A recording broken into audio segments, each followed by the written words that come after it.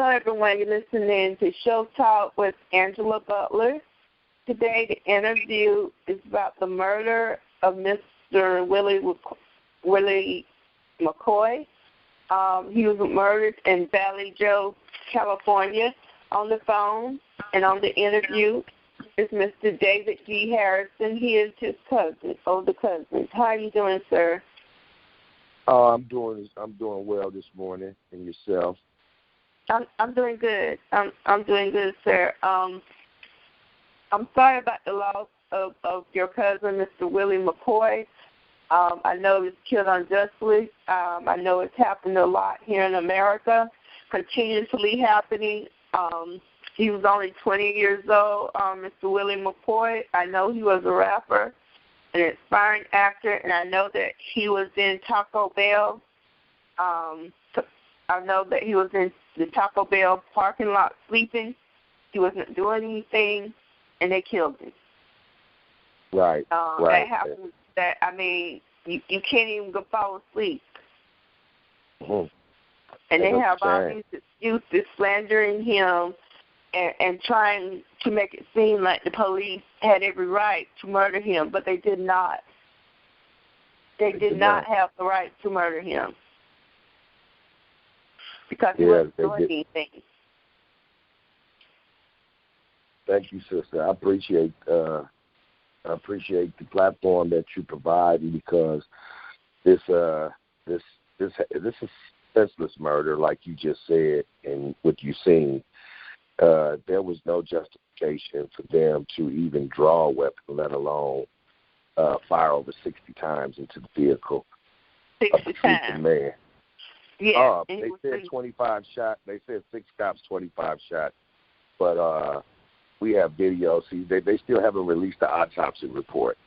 But we went to the morgue and we had to unzip the body bag and push the body around to find all of the entry holes and the exit holes, see what was going on.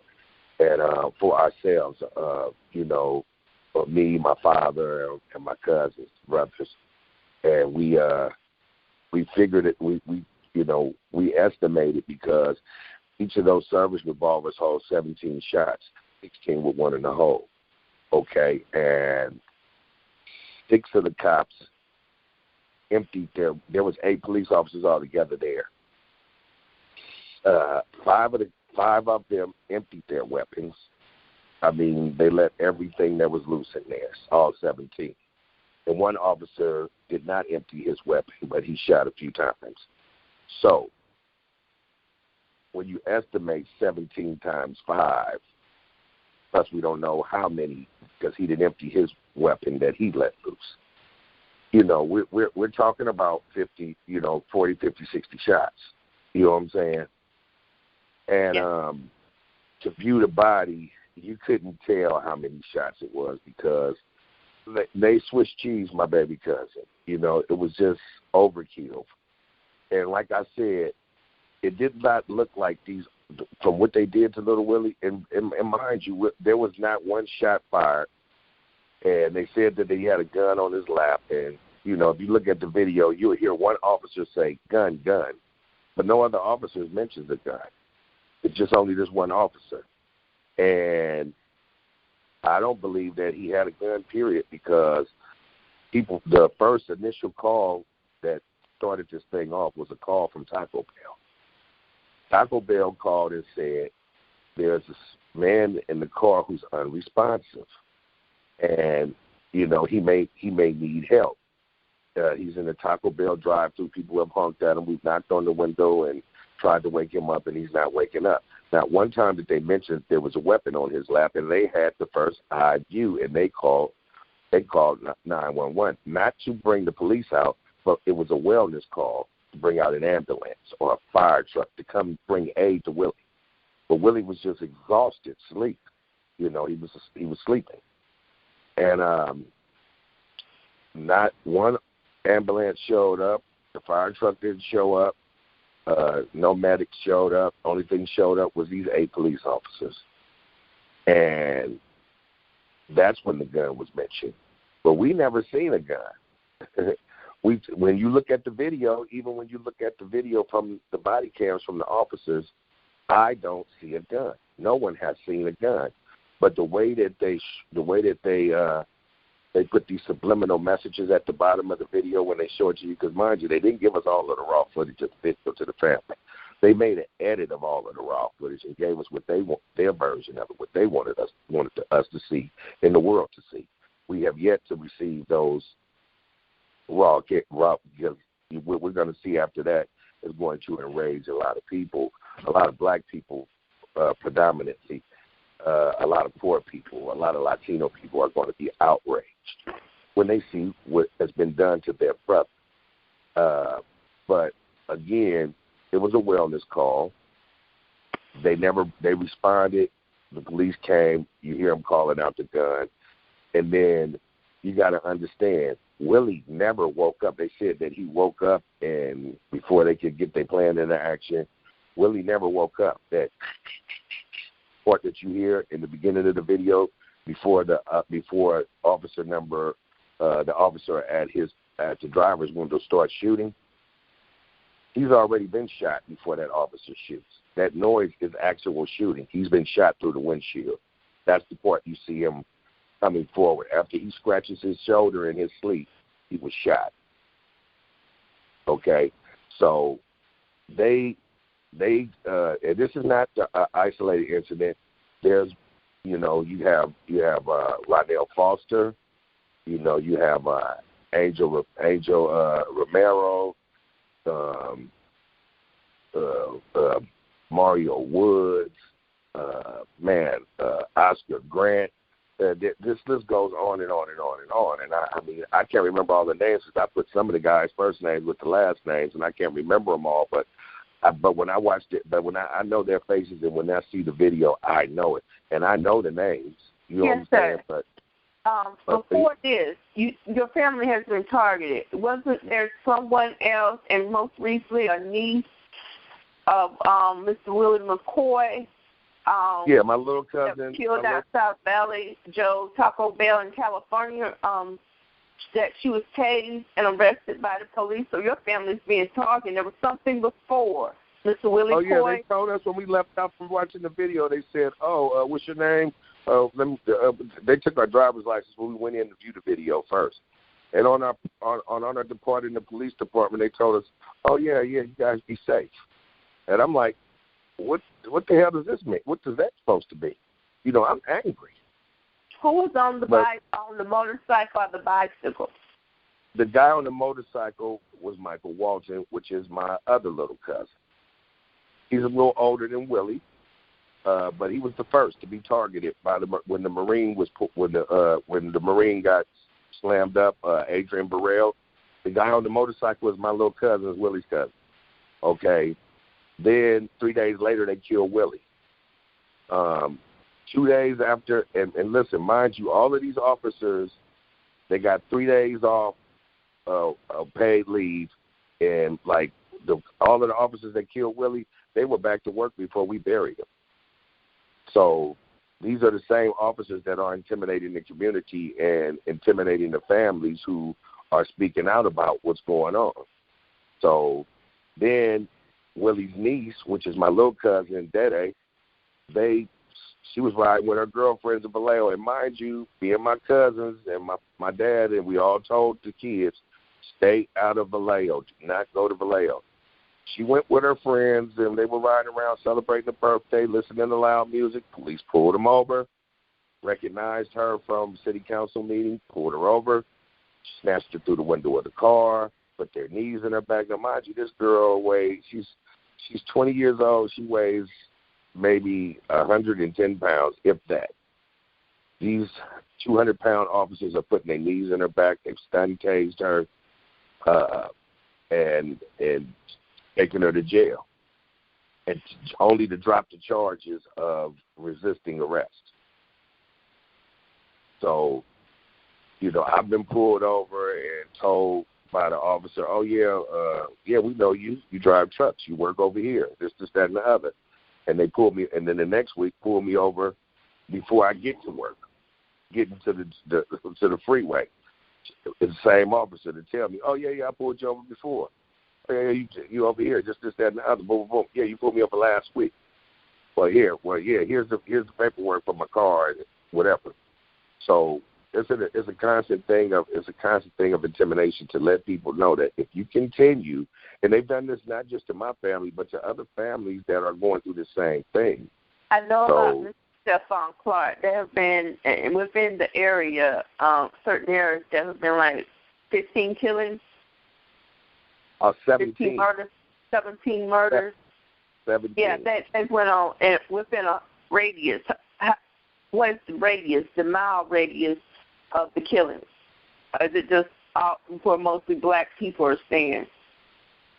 It's for black people are staying. I mean, it's always in the predominantly black neighborhood. Well, what they're going through right now is a process of regentrification, and really there is no more black and white area. Either you got some money or you don't got none, and either you got enough or you don't. And the majority of the town is filled with homeless encampments with tents, and people are living in tents and going to work in tents. Gentrification.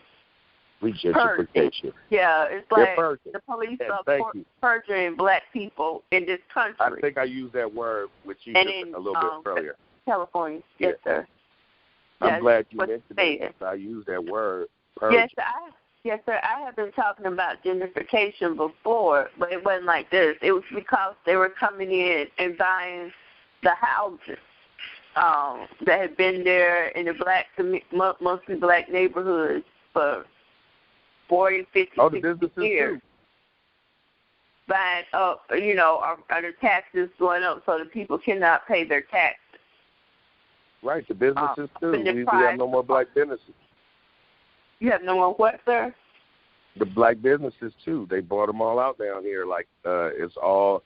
I mean, listen. There's everything. They have Asians selling soul food out here. Come on. The community is nothing. It used when I grew up in the 70s, and in the 70s, everything was black. They had the black barbershop. You had the liquor store was black. You had a skate ring, the hair salons. All of that was all black. Now it is not.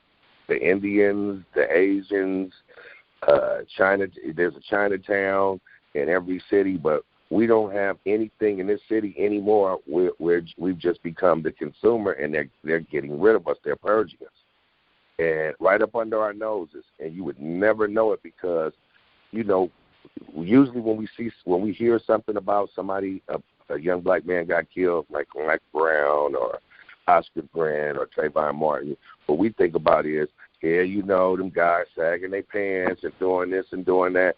But no, come on, we got to wake up and we got to use our heads, and we got to wrap our heads around it. It's not because their pants are sagging. Nothing to do with it. Their pants are sagging. It's not because they gang banging or they thugs. Not because they're gang bangers either. Right. The truth is, they are gentrification. They are purging black people. It's like you said when we were talking on the phone, sir. It's Mr. Harrison, Mr. David D. Harrison.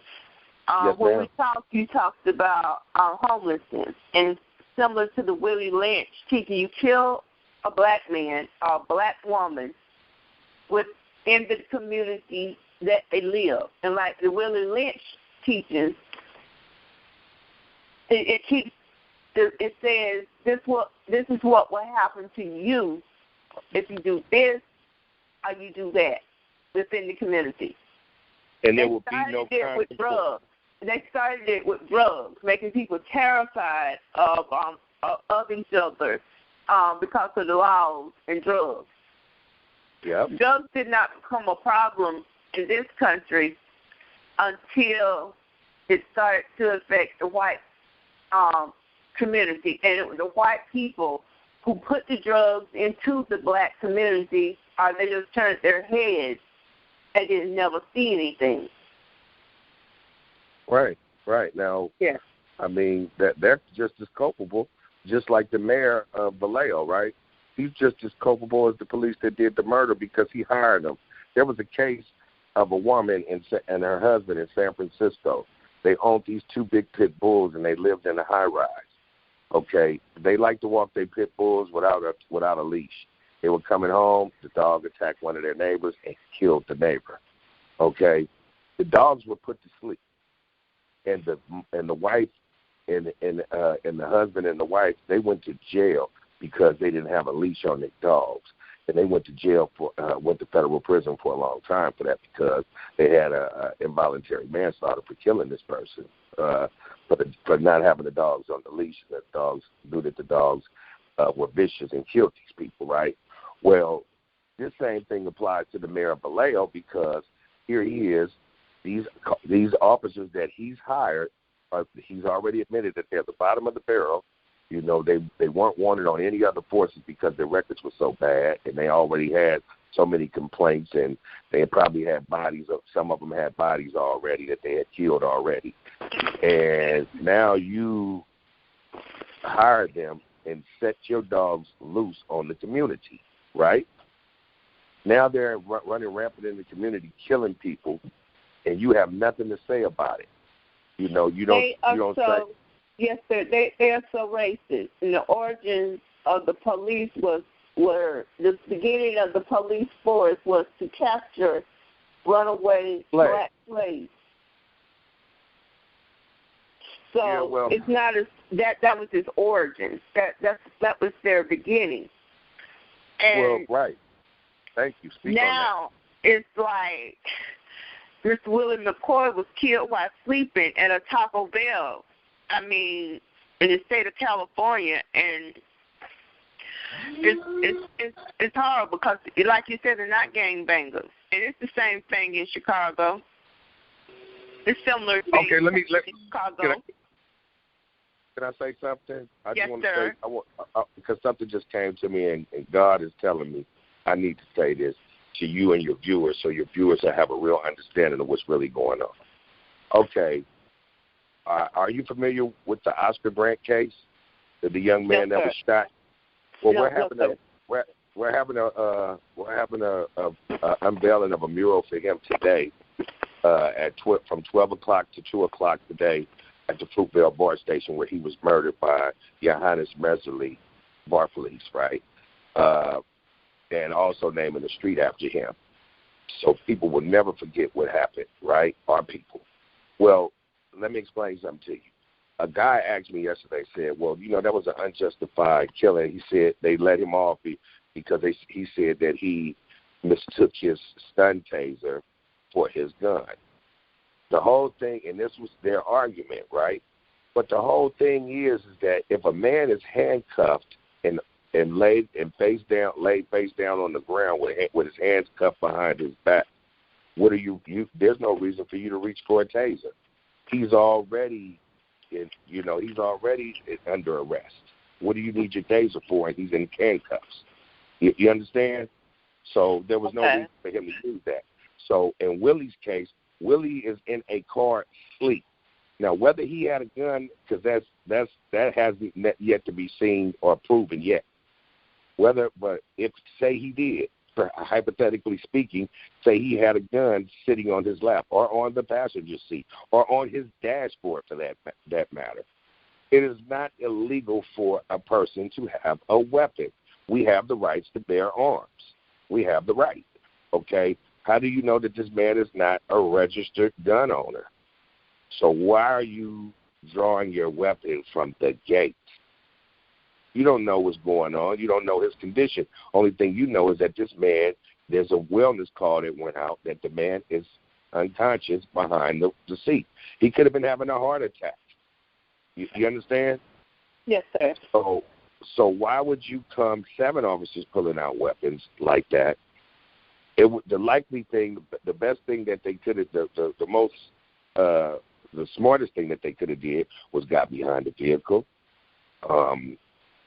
turned the lights and the sirens on, got on the loudspeaker, hey, occupant, throw the keys out of the window, step out of the car, back up towards my voice, lay face down on the ground, put your hands on your head, do not move. But these officers aren't trained in that manner because they're not trained in the community. And having black officers having black men from the community to become officers would be a better thing, because at least we know how to talk to each other. Now, if you listen to the language of officers who deal with us, they get loud, right? And they're using colorful language like, get the fuck on the, I mean, I don't know what kind of station that you have, but they're yelling all kind of obscenities, sometimes using the N-word and the MF word, okay? That's not a professional for a profession such as policing. You know, you're supposed to have a clear line of communication, or when you bark, or when you're giving a directive, it has to be a directive that is a known directive, not something that sounds like something off of Starsky and Hutch. It's got to be a real directive. You know what I mean? And so they don't know how to talk. So everything that they say is kind of a little disrespectful, because, listen, we've been beating up people for so long, and it's only so long before we get hit, that we keep getting hit upside the head before we turn around and block it and hit back just out of natural reaction and pain, you know. And we getting to the point as a people that if we can't protect our women and our children, then we don't need none. We don't deserve them. We don't deserve you guys if we can't protect you. And so it's time for us to stand in solidarity and unity to prevent these things from ever happening again. Willie was 20 years old. He never made it to 21 because he fell asleep in a Taco Bell drive-thru in Vallejo. And these officers decided this is the day that we're going to we're going to kill a black man. And that's just how it works. I mean, I know people don't believe things like that happen, but, you know, there's older people that'll look at that video that's in their 50s and 60s and 70s, and they'll look at that video and say, this is how it's always happened. It's just how I remember it. You understand? Yes, sir. And I understand that very, very well. So basically, I'm gonna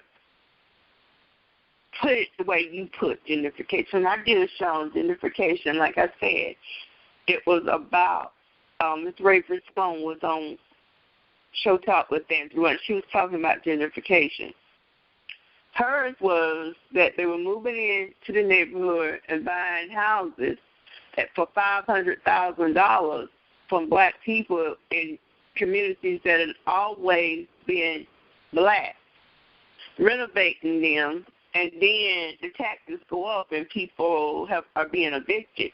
But what you're saying is gentrification also means homelessness. Correct. With gentrification, there's stages. That was the first stage. That's when we should have had our eyes up and woke. Where people thought, oh, we're getting a good deal. We're getting a buy on our house and everything. We wasn't concerned about the people or the community because we haven't been taught community. That was the first step. The second step was, now you can't afford to live here. Where are you going to go? Where are you going to go with your family? Now the living wage to pay rent, you don't make enough to rent here where you live. Even if you work a job and you work 80 hours, you will not be able to afford to work here. And if you are able to afford to work here, it's not because you have a great job. It's because you have a job and you have a hustle. 9 times out of 10, that hustle will be illegal. So you're going to take a chance just so that you can live and survive. And this is not by accident; it's by design. So they've calculated this, and so now you have a homeless population that's out of control. People are getting, and you got people who are living in the community now, which are these people in Silicon Valley who make a lot of money. So they make buku money, millionaire money. And they can afford this shit. They can afford to rent a room for $2,500 for a 1-bedroom. They can afford that. We can't afford that. Okay, you got people who have whole families that are living in a homeless encampment, and now they're saying they won't leave. The homelessness is becoming a problem. So what they're doing is they're burning up the homeless camps. You know, that was that ghost fire. That's the big thing that's going on down here, where all of the homeless people burnt up inside of the warehouse. Okay, because they burned up inside the warehouse. Yeah, a whole bunch of them. It was a mass murder. And come to find out that the door was locked in the back. In California. In Oakland, California. Approximately 15, 20 miles from Vallejo. You know what I'm saying? So, you know, it's going on all in this Bay Area. And the thing about it is that they sent a message out with Willie that because guess what? The people that don't have nowhere to go and can't leave, what are they doing? They're sleeping in tents. They have their cars. They're sleeping in their cars and going to work from their car. I've done it. And so the thing about that is they've set a precedent. If we find you sleep in your car, we're going to kill you. So that's what you're left with. You know what I'm saying? So when they put it on the video. That's what happened to Mr. Willie McCoy? Yeah, it was a ritual. There's no other explanation. And they thought he was homeless, but the call that came in was for a wellness check. It was for a wellness check, right. An ambulance was supposed to come out. No ambulance showed up, and no fire truck showed up. Just 8 police officers with guns drawn, trigger happy. So you do the math on that, and it'll tell you that. And then think about all of the videos that you've seen and that all of your viewers have seen over the past, just this past year, of people being murdered, you know, on the side of a house, in a tent, in a homeless camp, in a car sleep. They had just had one in Oakland sleep in the car. They did him the same way. The thing about it is that they put it on these videos, and now people are watching these videos, and then nothing happens to the officers. They're back at work. This is sending a clear message that if you sleep in your car, this is going to happen to you. So if you can't afford to live here, you better get the hell out of here or else you're going to die. So that's regentrification. You're going to go one way or the other. You're going to leave. Yes, that is regentrification. And when black people where I live at try to hold on to something, a little something, just a little something, try to hold on to a little something, and like if they move from the projects into a house or build a house, nobody don't like that. I mean, no white people don't like that. No, they don't like that, but they don't like it. But again, you got to think about it too. They don't like for you to move from the projects. They don't like that. Here, they don't like to see black people move from the projects and have something. They definitely don't want to see that. They don't definitely want to see that. They don't like to see a black man in a nice car or a black woman in a nice car. I mean, we remember Sandra Bland. Put your cigarette out. Wait a minute. This is my car. I've done nothing wrong. I can do what I want to do. Write my ticket and let me go on about my way. They don't like the way you talk to them. She's dead because she had a very nice car. Miss Sandra Bland is. Yeah. And because she was they don't like to see black men and women in nice cars, you know, they do not want to see them move from the project and build a house. They don't want to see you being educated and knowing your rights. They don't want to see you being active in your community and being an activist and being in outreach for your people. They don't want to see that at all because they don't want to see any type of unification. And that because they know once we unify, that's their demise. Their demise is our unification. When we unify and organize, and not just coming together, but coming together organized, for a course of action, is the only way that we're going to offset what's been done to change the system. Because this system is designed to enslave you and kill you. You know, and we know that. It hasn't done us. I mean, if you listen to your rights, you have what right do you have? You have the right to remain silent. Yeah. And anything you say can and will be held against you. Not to help you, but to be held against you. So that's why you don't say anything. So that means that our words don't mean nothing to them. Why are we begging them to stop killing us? Because they're not going to stop until we make them stop. Yes, sir. All right. So basically the police are They killed Mr. Willie McCoy while he was sleeping at a Taco Bell. He was a 20-year-old young black American man who lived in California, the state of California. Valley, I hope I pronounced it right, Vallejo, California. Vallejo, California. Vallejo, California. Thank you for correcting me. Now, you have a black chief of police there. Am I wrong or right? Listen, they have a few black officers, but all of the officers that were there were all Caucasian. All of them. And all white. All white. I mean, it looked like a lynching when we got there. You know what the officers told us? Because we came there on the scene. They wouldn't give us any information at all. And when we asked, they said, "Are you the family?" We said, "Yeah, we're the family." He said, "Well, I'll only talk to one of you." I said, "Okay, cuz, you go talk to him." But I stood in earshot just to hear what was going on. And the officer told him, he said, "Well, we're trying to find out if that's my little brother on the ground there. You know, who do you have over there? Is that Willie McCoy?" He said, "Well, hold on, sir. Who are you?" He said, "Man, I'm his I'm the oldest brother. That's my cousin Mark." He said, "Well, the only thing that I can tell you," he said, "Sir, I can only tell you, the only thing that I can tell you is I can't tell you nothing." And that was the extent of it. We didn't know where his body was. We didn't know what was what had happened there. We could, they wouldn't allow us to even look to see, so we stood there until they towed the car away. And when we seen all of the bullet holes in the windows of the car, and let me tell you, we have a spiritual DNA from our ancestors that's inside of us. And when we were on our way across the bridge, we had heard that Willie had got killed. We rushed. We got up and rushed to the scene, right?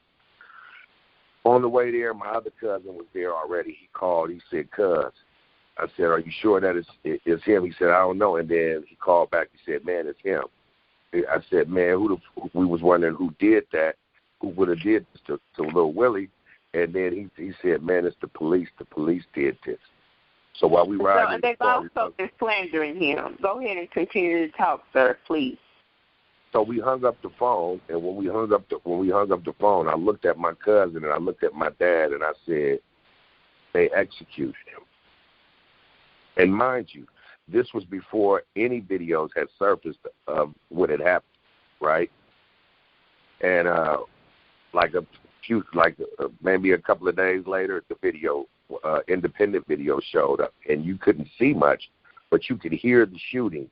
I said, "Did you hear that shoot? How much that sound like a brick of fireworks just set off?" I said, they executed him. They murdered him. And when we finally got the body cam video, it showed exactly what was generated. What was the vibration that was given to us by the ancestors was like, yeah, they executed Willie.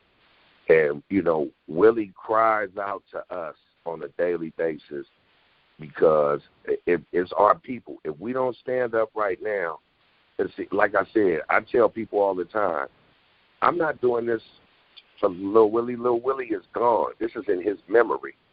Lil Willie talks to us so we can do this because of our people. You guys are still here. This hasn't happened to you yet. But it will happen if you don't come together, and you won't have an understanding of this until they actually hit your doorstep. But we try to prevent that because we've been conditioned, mind conditioned by the system. So when something happens like this to a black man or a black woman, we'll be like, "Oh yeah, they got another one. Oh, they had it again. They got another black man. They killed another brother. They killed another sister." No, they killed your brother. They killed your sister.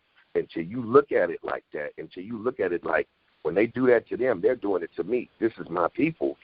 Until you look at it like that, we're going to be in this condition, and they'll get every last one of us, picking us off one by one. Okay, yes, sir. I understand what you're saying. We have to come together. We have to come together. And I thank you for explaining to me and other people who will listen to this show, sir,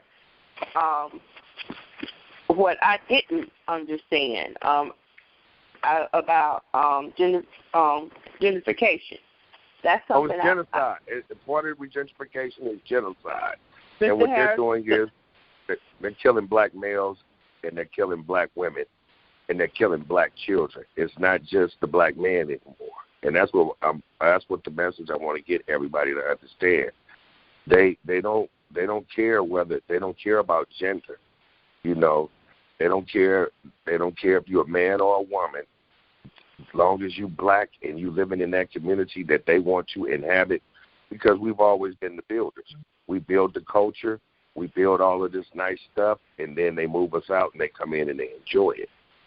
And they move you to another barren place so that you can start creating over there and turning that barren land into another utopia that they can come move you out of and take over that again too as well. So we know what it is, but what do we do about it? But they call the black community bad neighborhoods, and then these white girls come in and reinforce it. You understand? Do I make any sense? No, I hear you. Yeah, I understand totally. And the neighborhood gets worse. I'm just going to be honest. The neighborhoods get worse. They don't want to see black people with anything. Do I make any sense? But they're with black families and black men, so a lot of mess goes on. I don't know how else to explain it. So in the neighborhood that I quote is a bad neighborhood, that they consider a bad neighborhood, gets worse. Well, you got drugs, and they want to attribute it to that, but we don't bring drugs here. You know, we get hooked on drugs here. We get hooked on using them, and we get hooked on selling them. But we don't bring them here. We don't manufacture them. You know, the system and the structure and the power brokers inside of the system and the structure of this country and the fabric of it, they contribute to that. That's their moneymaker. You know, why you think that all of that we don't have Dr. CBs that's doing stuff? Because they'll kill them when they know that we can heal ourselves. You know, when they can why do you think that they would give us a system called welfare? But during this system of welfare, which is supposed to help the family, strengthen the family, and get them back, you know, on their feet again, why would they take the head out of the family? Because they're killing the head. Because when you kill the head, the body falls. So they, you know, their welfare system, they keep the family together. Give them farm equipment. Give them this and that. You know, all of this stuff is documented. But with us, you got to get rid of your man, and we'll give you this subsidized house and some food stamps and some WIC to feed your kids. But if you bring him here, we're going to cut all that off. So now we are having a battle over the sexes in between us. That's why, you know, black men are disrespecting black women are disrespecting black men are disrespecting themselves, black women are disrespecting themselves because they're not educated on what they're fighting. You're not fighting me. You're fighting an unseen force, which is a system, you know, which is the principality that you're working on, you know. And when we decide that we're not going to celebrate the Christmas holidays, the Easter holidays, all of these holidays that was given to us, then we're going to start creating our own, getting our traditions back from Kemet, from our ancient ancestors, and celebrating that, which were things that were bringing communities together and building communities. When we start getting back to that and not allow foolishness into the community, you know. And he was a rapper. He was an inspiring rapper. Had he had, now that your family is being targeted, we brought that out to the public that your family was being targeted. Was it before Mr. Willie McCoy? Am I right? The 20-year-old. Yeah, it was before Willie got killed. We were targeted because, you know, I managed FEG, Sauce Team, Crystal Monet, myself. You know, I do movies and write scripts, and so we was putting out a lot of material. And we were shooting some video while we were shooting some FBG videos. You know, they were coming out, the Hip Hop Police. They was following them. They followed them on tour. You know, when they went on tour with Diz Entertainment, they followed them. And I told them then, I said, man, they on you guys because they arrested them in the car for, and one of the guys had a gun in the car with them. So they arrested them and sent them to jail. Okay, so, you know, they end up getting out of jail from that and, you know, getting back home. And I told them then, I said, they're following you because they seen that you made it. And that's why I told them, don't go back to Vallejo because they know that you made it up out of the cesspool that you was not supposed to make it out of. But Willie he kept going back because he was real community. He wasn't not going to leave out of there where he had made it out of without his brothers that, you know, without his brothers that he grew up with that had his back the whole time. He wasn't going to leave them behind. You guys coming too, let's go. And then we're going to come back strong and we're going to get some more of us out of here and show us how to do business and make money. Why would you call Valley Joe a cesspool? Is it because the police are killing? I call it a cesspool because in the parts where we're at, they're unattended. They don't have a lot of resources there for the people. The resources are just not there, okay? And, you know, the resources aren't there because they're putting them, like right now at the city council meeting, they want to take they're trying to get $100 million to give a facelift to the police station. When they should be, if you're gonna spend $100 million, I would spend $100 million not on the building, but on the people. You understand? Because these officers need training. We need black officers that know these people, that can talk somebody out of doing something wrong, that can just say the right word to them and understand, like, hey, brother, you know you ain't supposed to be doing that. Oh, man, you right. Now come on down here, and I'm going to go introduce you to Mr. Johnson. Thankfully, there are no opportunities there. It's like most places. It's like the South. Like well, the no, South there's is. Once you get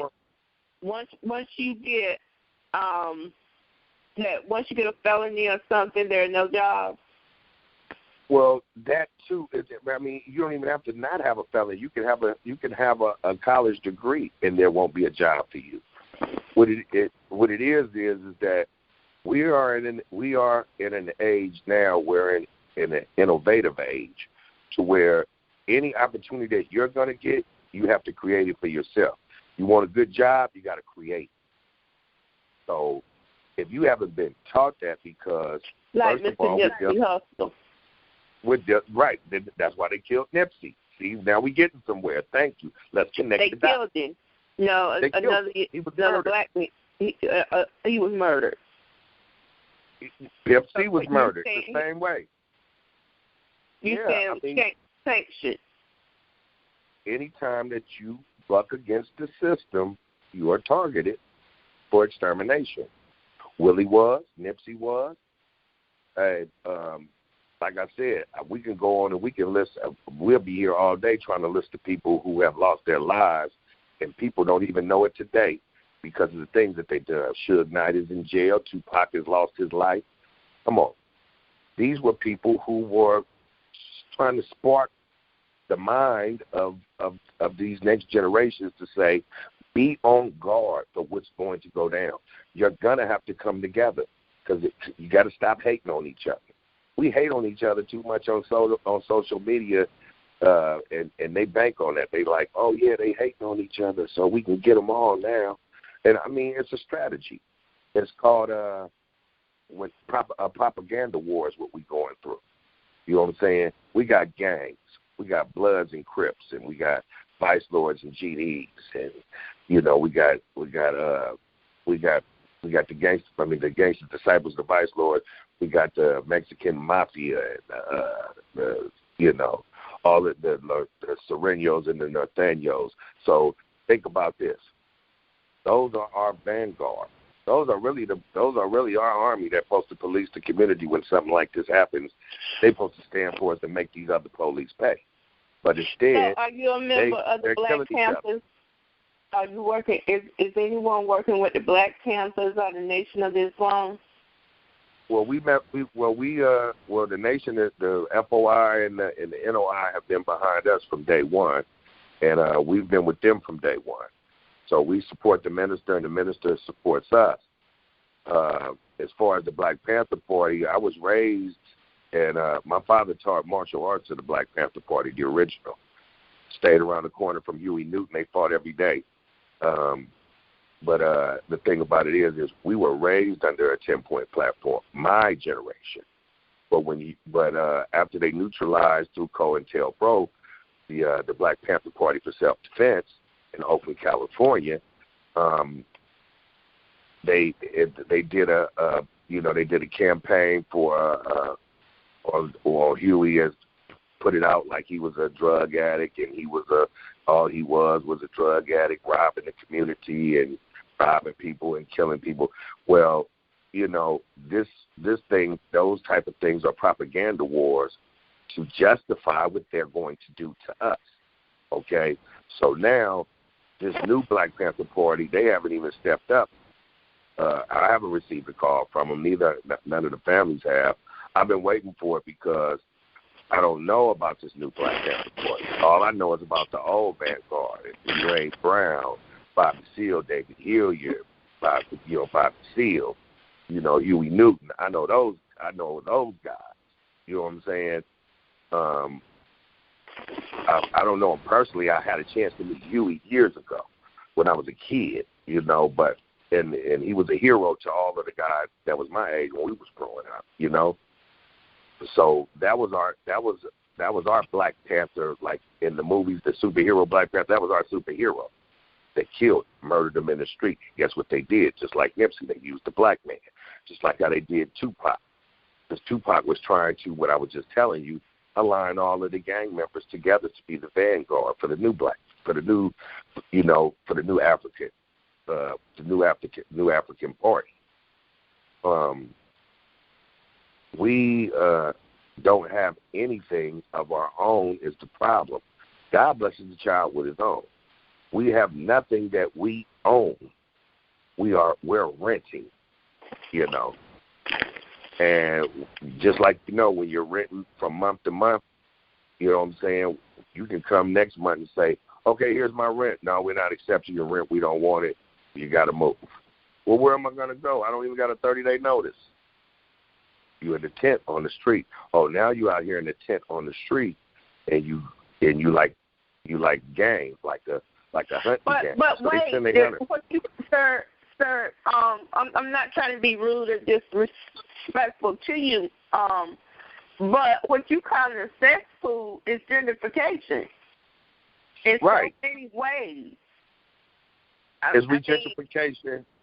I mean, when I call it a cesspool, I'm saying that what we had before and what they've turned it into has become a cesspool because everything that's there, the toxic pollutions, they put these big businesses up there, and now you have a school next to an oil refinery that's putting out all of the smoke. Now you got everybody dying of mesothelioma, all of the elders, they're dying off, who probably own property from the 40s and the 50s and own something that they could have passed down some generational wealth with.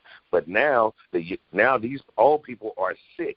The young people are also sick with the newfangled drugs that they got out here that they're being addicted to. So they're on opiates, and and they're drug addicts now because they've been turned into drug addicts because there's no jobs and there's nothing to do, and they're depressed. And plus, we're suffering from post-traumatic slave disorder already. You know what I'm saying? And so now there's no, if you look at it in the budget, there's nothing for mental health. There's no mental health programs or therapists there to get people in line with other people to get them back into society, productive and functional. You understand what I'm saying? So yes, sir. So it becomes a cesspool because now you got people sleeping in front of the liquors like in the 70s when we was at war. And then you got this new president who's up here, and he's overtly racist. You know what I'm saying? He's not even covert with it. He's not shaking your head and saying, "Hey, how you doing?" Yes, sir. I understand that. Yeah. News at yahoo.com. Right. Right. Malik Zulu Shabazz, he's an attorney for justice. For he has a network called Justice for I forgot what it's called, but anyway, he has a network of attorneys. But his is civil. I don't believe they're criminal. Criminal defense attorneys. I have a brother that's one, but he's new at he just became one like a year and a half ago. But he posted news at yahoo.com. A 6-year-old Part 5 survivor's tears filled plea. Oh my God. Trump put out a bounty on my life. Trump put a bounty on our heads. June 7, 2000. Now he's called the Daily Beast. Yes. I feel for them, and you know what?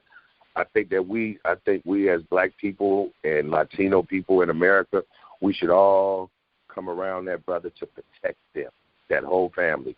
We need to protect one another. When somebody steps up like that with that much fortitude to say, I'm going to stand, we need as the people to stand behind them and stand in front of them to protect them. They were all underage, and by papers written from during this time by papers that ran full pages from a Playboy real estate developer in Latin political and business, attacking them in huge black font. Ran full page ads, bring back the death penalty, and these young men were innocent. They were innocent. They were 15, 14, and 16. I'm familiar with them. I'm familiar with them. What would have happened if they would have been executed, and now we know that they were not guilty? And that's happening a lot. That's crazy.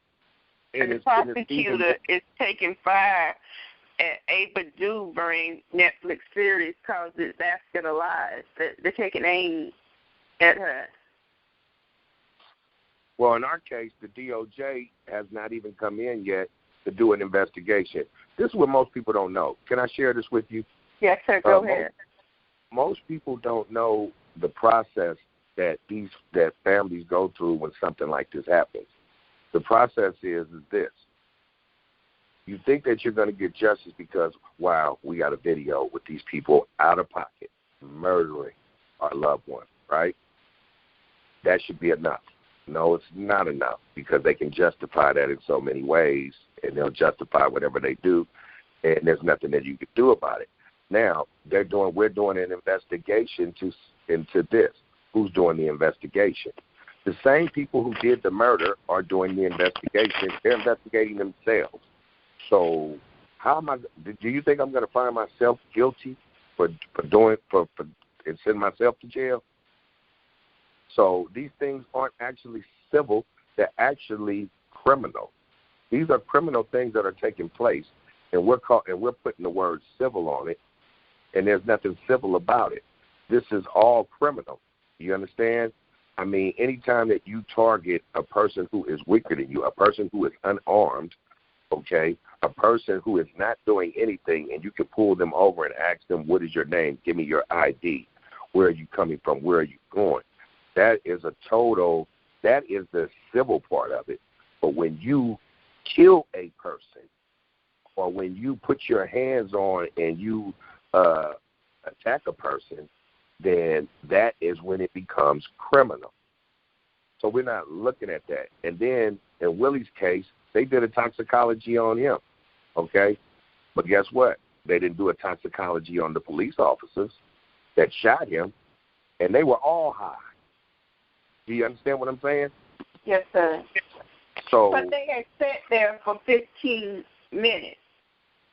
Yeah, they was trying to wait for him to wake up so they could kill him, but he never woke up, and people were coming around, so they accelerated it. They just shot him and woke him up with a gunshot. But you really cannot blame that on drugs when you murder someone. That's not a good excuse when it's like 8 of you, or 6 police officers, or 8 of them. You can't blame that on being high when it's that many executions and 17 executions going down there in California. Well, the thing of a firing squad is this, right? When they had firing squads back in the day, they would blindfold the victim, and then they would all line up and point it, and all of them take aim. And there would be some of them that didn't even have bullets in the gun, so they would know which ones killed, which ones were the killers. So some of them would have blanks, and some of them would have real bullets in it, or all of them would have real bullets. You would never know, right? So, yes, sir.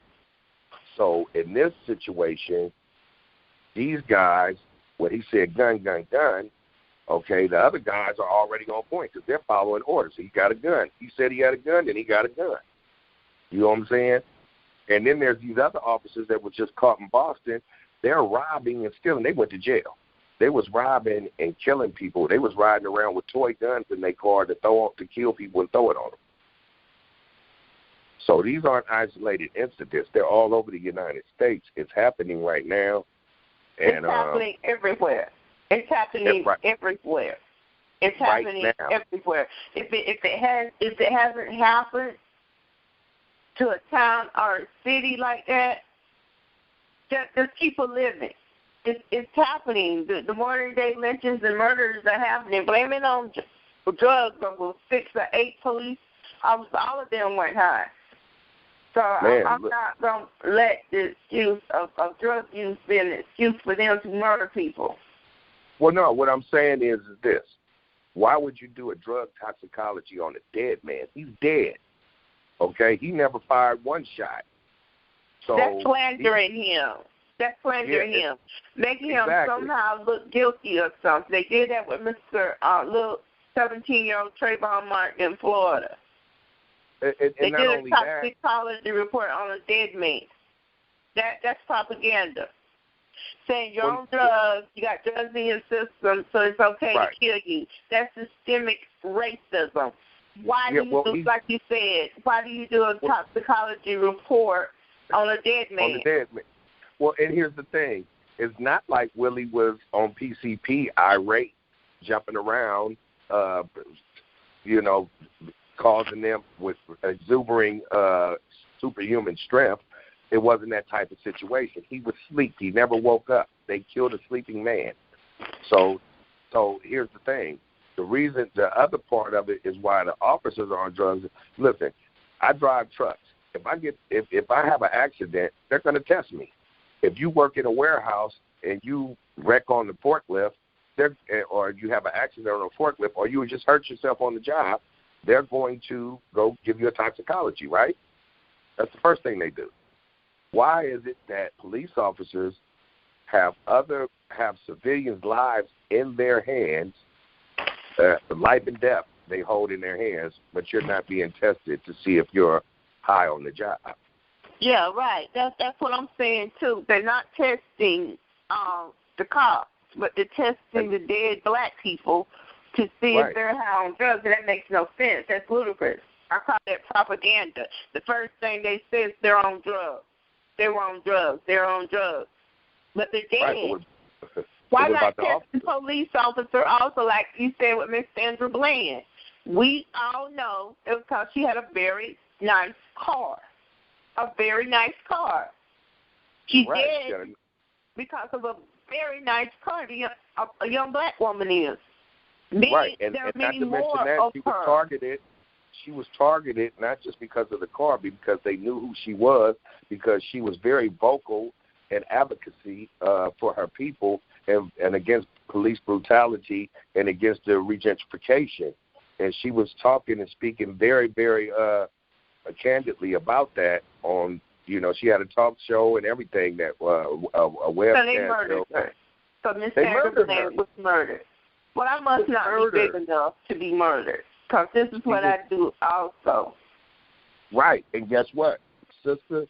I'll tell you, if you don't know, after this, you will be hearing, getting the phone calls, the scam calls, and the play game calls, and the threats. It happens, and it's going to happen, because any time that you love your people, melanated people of this planet, oh, you're the enemy. You're the enemy of the state, okay?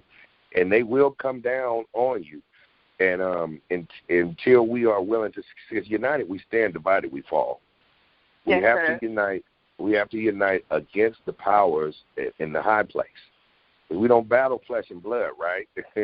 So, again, they try to make it that the guns is the problem. The guns is not the problem. The people with most of the people with the guns are the problem. If you have a person who has a bad attitude, who just is not a people person, doesn't like people, who is afraid of people, and things like that, and then you put a gun in their hand, 9 times out of 10 they're going to kill somebody. You know what I'm saying? Yes. Now, if you have a person who is like, man, I love my people, I love people, but I'm not stupid. I want to protect. I got a lot of things that I know that people that these people don't want me to have, and I have to protect it, and I have to protect my family. And that's a different scenario. You need a gun. You know what I'm saying? You need a gun because it's just like a bank. You know what I'm saying? You got a bank, right? Do you think that people are going to put their money in the bank with no protection on it? Of course not. No. They're not going to trust that. They're not going to trust that. And what woman wants a man? And what woman wants a man who can't protect her? She don't want that man. She wants a man that can protect her and protect her children, right? So that's another message that they're sending when they kill these black men. When these black men are being killed like that and nothing happens behind it and things like that, black women are saying, some of these black women are saying, I need to get me a white man because, or another race because, this black man can't protect me. And then they lose respect for him. And this is 9 times out of 10, we as a people, we don't want to admit that, but these are some of the things that happen when we go through that system, that process, when we start processing it like that, because we're being socially engineered by social media. And so when we watch those videos and things like that, and just like the women, when we see the videos with these women and they trying to act like Atlantic housewives and things like that, it's a turn off to the men. And this is what gets the men disrespecting their own. And now we're all down here oblivious to the mind control that's going on. Okay? And now we're against each other. It's a battle of the sexes. That's the propaganda about and what better way? And so many of things. Drugs are a problem. Big problem. They are. But what I'm saying is you got to look at why it's going on. No job, no opportunity, poverty. Right. We're treating symptoms. We're not treating the disease, the problem. We're not into the cure. We're just into the treatment. You see what I'm saying? So it's just like this. The plant, if you got a plant, right, and you only put water on the leaves, that plant is going to die, right, eventually. The leaves are going to wither if you're not watering the roots. So we got to get water to the roots of this situation. And the root is systemic racism. You know what I'm saying? Systemic, yes, sir. That's my word. Systemic right racism there. Systemic in the high racism places. In the highest places. Yeah. Right. Speaking of the highest places, there's a new film out, everyone. I hope y'all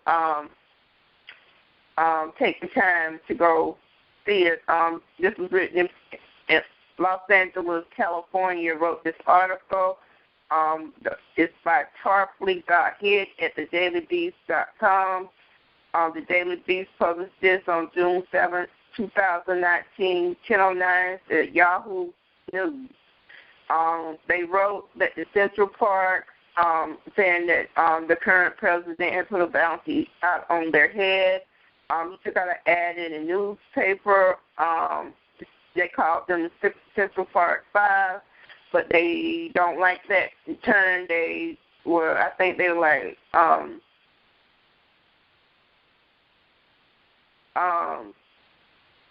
they called them a wolf pack. They were like 13 and 14-year-olds and things. Pat Buchanan said the elders of the Woodplex were tried and convicted. They should have been tried and convicted and hanged in Central Park by June 1st. And the 13 and 14-year-olds should have been stripped, horsework, and sent to prison. The park might soon be safe again. The ad also said Corey Wise said it so well. Salem said, this is one of the gentlemen that's in the Ava DeVere film. I hope I pronounced her name right. He said when Donald Trump took out that full-page ad and put them in all of New York City's newspapers calling for our execution, he placed a bounty on our head, basically, yes. Yeah. Yeah. Yeah. And these were young men. And that's the current president now, so it's no secret, though.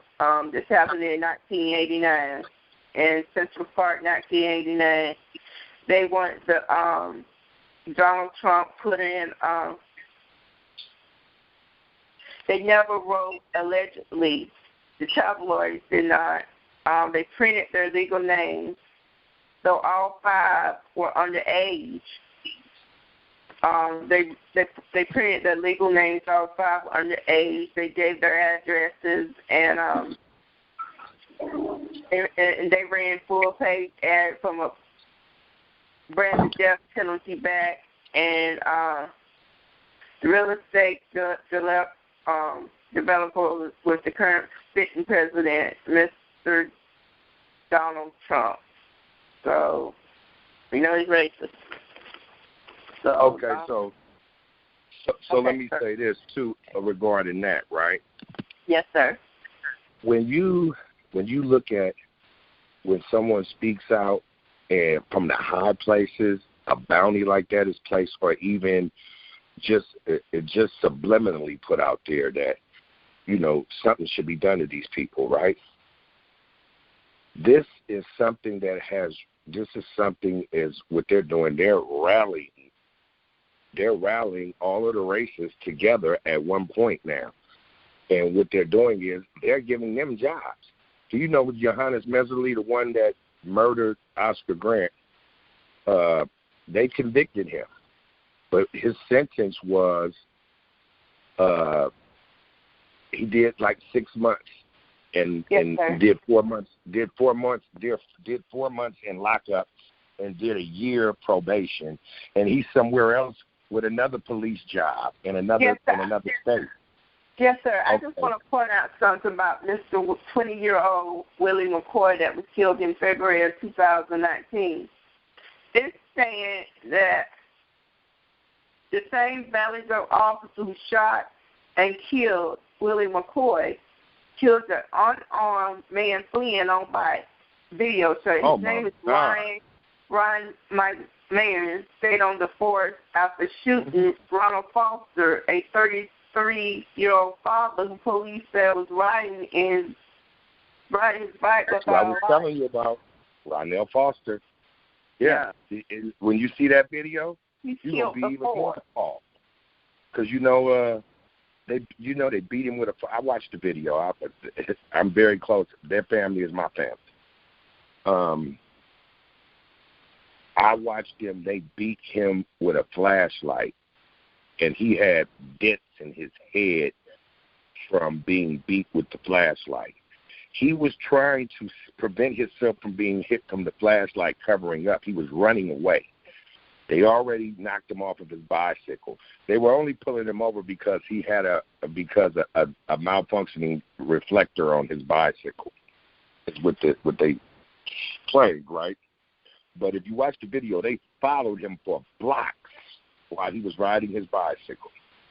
And they shot him in the black, and the word allegedly was never used. Oh, okay. Go ahead, sir. They shot him in the back and in the back of the head. They were automatically guilty if you were black. Oh, man, riding a bike while black. But this is what people don't understand. And I try to get everybody to understand. OGs told me this years ago when I was young. They said, man, listen, there's a war. Whenever they say there's a war on something, they say there's a war on drugs. That's a war on black people. They say it's a war on poverty. It's a war on black people. They say it's a war on homelessness. It's a war on black people. And this is what we don't understand. And until you get... Because those people that are homeless out there in California and other places are not homeless because they're drug addicts. No. Not all of them. Yeah. They're homeless because they can't afford, because the economy is so bad, and that the price of living is so high and the living wage is so low that you can't afford to live where you work. So either you're going to commute from a place where it's not going to even make sense, because you're never going to be able to move ahead. You're never going to be able to enjoy the American dream unless you do something other than. And you have young people who saying, look, I might as well just sell drugs. And I mean, and that's just the way that it is. I mean, like Tupac said, some things will never change. That's just the way it is. But we can make the change when we come together to make the change. We can make it. We can make a conscious decision not to even deal with that part of society. You know what we're gonna do? We're gonna deal with each other. We're gonna keep the dollar right here in our community. You know what? We're not celebrating Christmas. We're gonna celebrate our own traditions that our ancient ancestors celebrated in Kemet, in which we enrich our children. We're going to start our own educational system where we educate our children and where they come up. But see, you are forced to give your children these shots. Now you're wondering why, there's a whole bunch of autism going on. It's because of these immunizations that they're doing. So this is a big plan all around the board, to get rid of us, because they know who we are, but we don't know who we are. You know what I mean? And once we find out the knowledge of self, in which why you mentioned the NOI and the FOI, the Nation of Islam, I adhere to that, because what they try to teach young people, young black people, young melanated people, is that you are you made in the image and in the likeness of the Most High God, and that you too can make your own. You can do whatever you want to do, and you can create whatever you want to create, and you don't need anybody's help, just like God didn't need no help to create this whole thing. He didn't need no help from no people. You don't either. What you need is a understanding of yourself, and then you live by those concepts, and you can have whatever it is that you say you have. So that was the spiritual principle of it, right? Now, here it is that we're here in this country, and we're being put into different sections, to where in every city you go, you have this black section and that black section, and they don't like each other. Why is that? Why is that? And some of you guys are cousins. If you go to the L.A. and you look at them, you got Crips on this side and Bloods on that side, but this Crip and this Blood, they cousins, and they ain't been to visit each other in 20 years. Been to their auntie's house because they don't want to get killed because they feuding. Well, this is a design. It's a design. It's a plantation design, because they did that on plantations.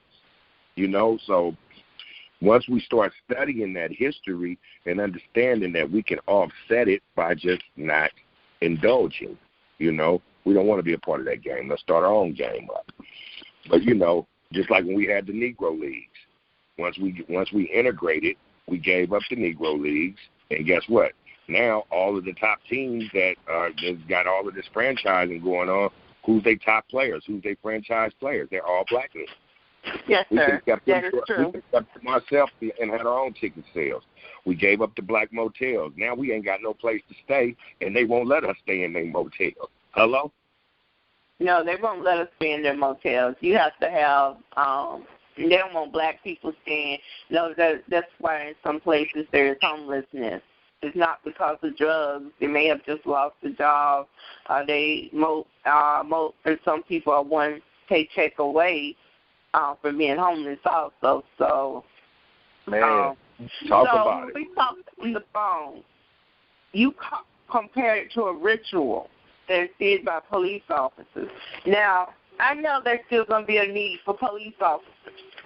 There's still a need for police officers, but not the murdering police officers. No one wants the police officers that are murdering. And black officers, they're pulled from the neighborhoods and communities that they live in they're not likely to murder someone, but to arrest someone. Right. The propensity is not there because guess what? Why would I want to be in the wrong individual that I got to live with them and their family? I got to go. My kids go to school with his people's kids. You see what I'm saying? So I have to do this by the book. And what most people don't understand is that that in the legitimate world and in the criminal world, right? There's two aspects, but they both respect one another. And I got to put this out there. Like, if a criminal gets caught, he don't hate the police. He's looking at the police like, hey, man, they doing their job. If you caught me, but now when an officer says, I'm put some drugs on a person or puts a gun on a person and takes them to jail, then that is when where I have no respect for the law anymore. You know what I'm saying? And this is what is happening, and they saying, oh, they don't respect the law. No, we don't respect when you break the law to catch a lawbreaker. That's what we don't respect. You see what I'm saying? You got to be right for us to tell our kids, no, you respect the police. But most kids, before they're 5, they've already experienced racism. And they're like, no. That's why the war on drugs is called a war on black people. And there's a war on black people. Still change because such as the change has to come from within the community, more after-school programs for single parents, male or female. Rehabilitation should include with incarceration training, vocational training, education training, have more support systems for the people's families that are already in the prison. Okay. Prepare them to be released. Things like that. Those things matter. Right. Those are highly important. Kids that seem to be high risk, get them into something that is productive, extracurricular activities, dancing. I don't know. Listen. If all you've ever known was to burglarize houses, or if all you've ever done was sell drugs, because you never had a 9 to 5, because no one would ever hire you because you had a felony before you was 15. You had a felony. So, if that is the case, and then you go to prison and you get out of prison and they give you $200 when you leave there, you spend your $200 before you get off the bus back to where you're going back to. You get back to there, it's not no jobs. You're going back to the same rat hole you was trying to climb out of, right? So when you get back there and there's no jobs, rent is so high, there's no, like Section 8 or anything like that for you. You don't qualify for any of this stuff no more. What is left for you to do? Most people go back into recidivism. They go back to what they were doing before they went back to jail. And it's a shame, and it's not their fault. You know what I'm saying? I mean, listen here. If you say, don't eat my food, right? If I tell you, don't eat my food, this is my food, don't eat it. But I lock you up in my house for 3 days, and all you see is that plate of food there. Do you think if I come back 4 days later that food is going to still be there, and I should expect it to be there because you know that that's not yours and you're not supposed to eat it, that it's mine? Of course you're going to eat it out of necessity. And this is the same what people are doing. They being put between a rock and a hard place and expected to act like a person who. And here's the thing: we place policing where police have become above the law instead of being held to a higher standard of the law. You understand what I'm saying? I believe that if a police officer breaks the law, he shouldn't get a pat on the wrist, a slap on the wrist or a pat on top of his head. He's supposed to be held to a higher standard of the law because you've been trained. You've taken the oath. You know the importance of this job. So since you know that and you decided to break this law, then guess what? Instead of we would give a normal person 5 years, we're going to give you 20 because you know better. Just like me, I have a Class A driver's license, right? So if you got a regular driver's license where you drive a car, if you get a ticket and I get that same ticket, my ticket is going to be double than yours because I've been trained. I'm certified. You see what I'm saying? Yes. We don't hold them to a higher standard of the law. No, they're not being held to a higher standard line. I've said that for a while. They're actually being held above the law. They're being held to a law that says it's okay to be a criminal. Yeah. It's okay to be a criminal. I mean, that's basically what they're saying. It's okay for you to kill black people. It's okay to be a murderer. It's not. But don't kill a white person. But don't kill a white person. That's right. You know, I've heard everything. I've heard save the whales, save the bald eagles. But what I see is that melanated people of this planet are endangered species right now, and no one's talking about save the black man, save the Latino. They're not saying that. They don't give a damn. And this is coming to a boiling point now to where people are getting fed up, and we are starting to unify now. And not only unify, we're starting to put some organization behind it to organize the unification. And this is why all of these death threats come down, these targetizations, because I mean, like we talk about it, but like Nipsey was doing the work.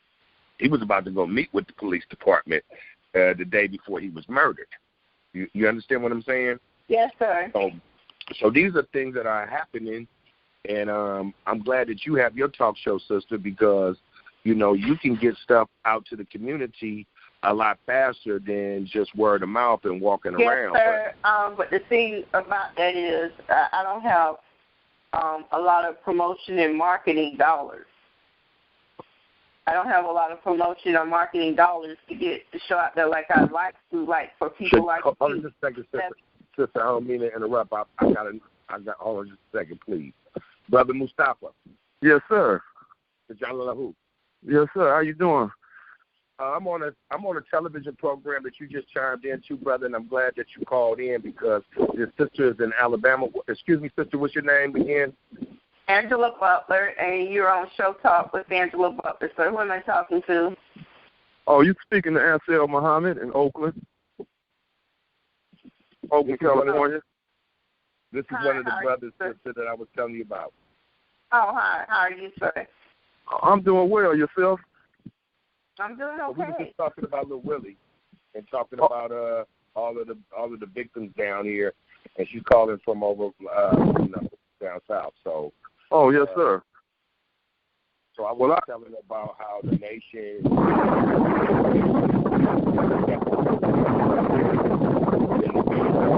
Family. I can't hear you. These ordeals. Okay. All right. Hi, sir. Now, sister? Yes, sir. Thank you for coming on the show, sir. The interview.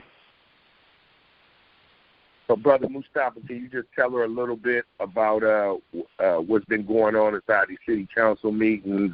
What happened? What was your thoughts on what happened with Lil Willie and how we came about, and you know what we're trying to do?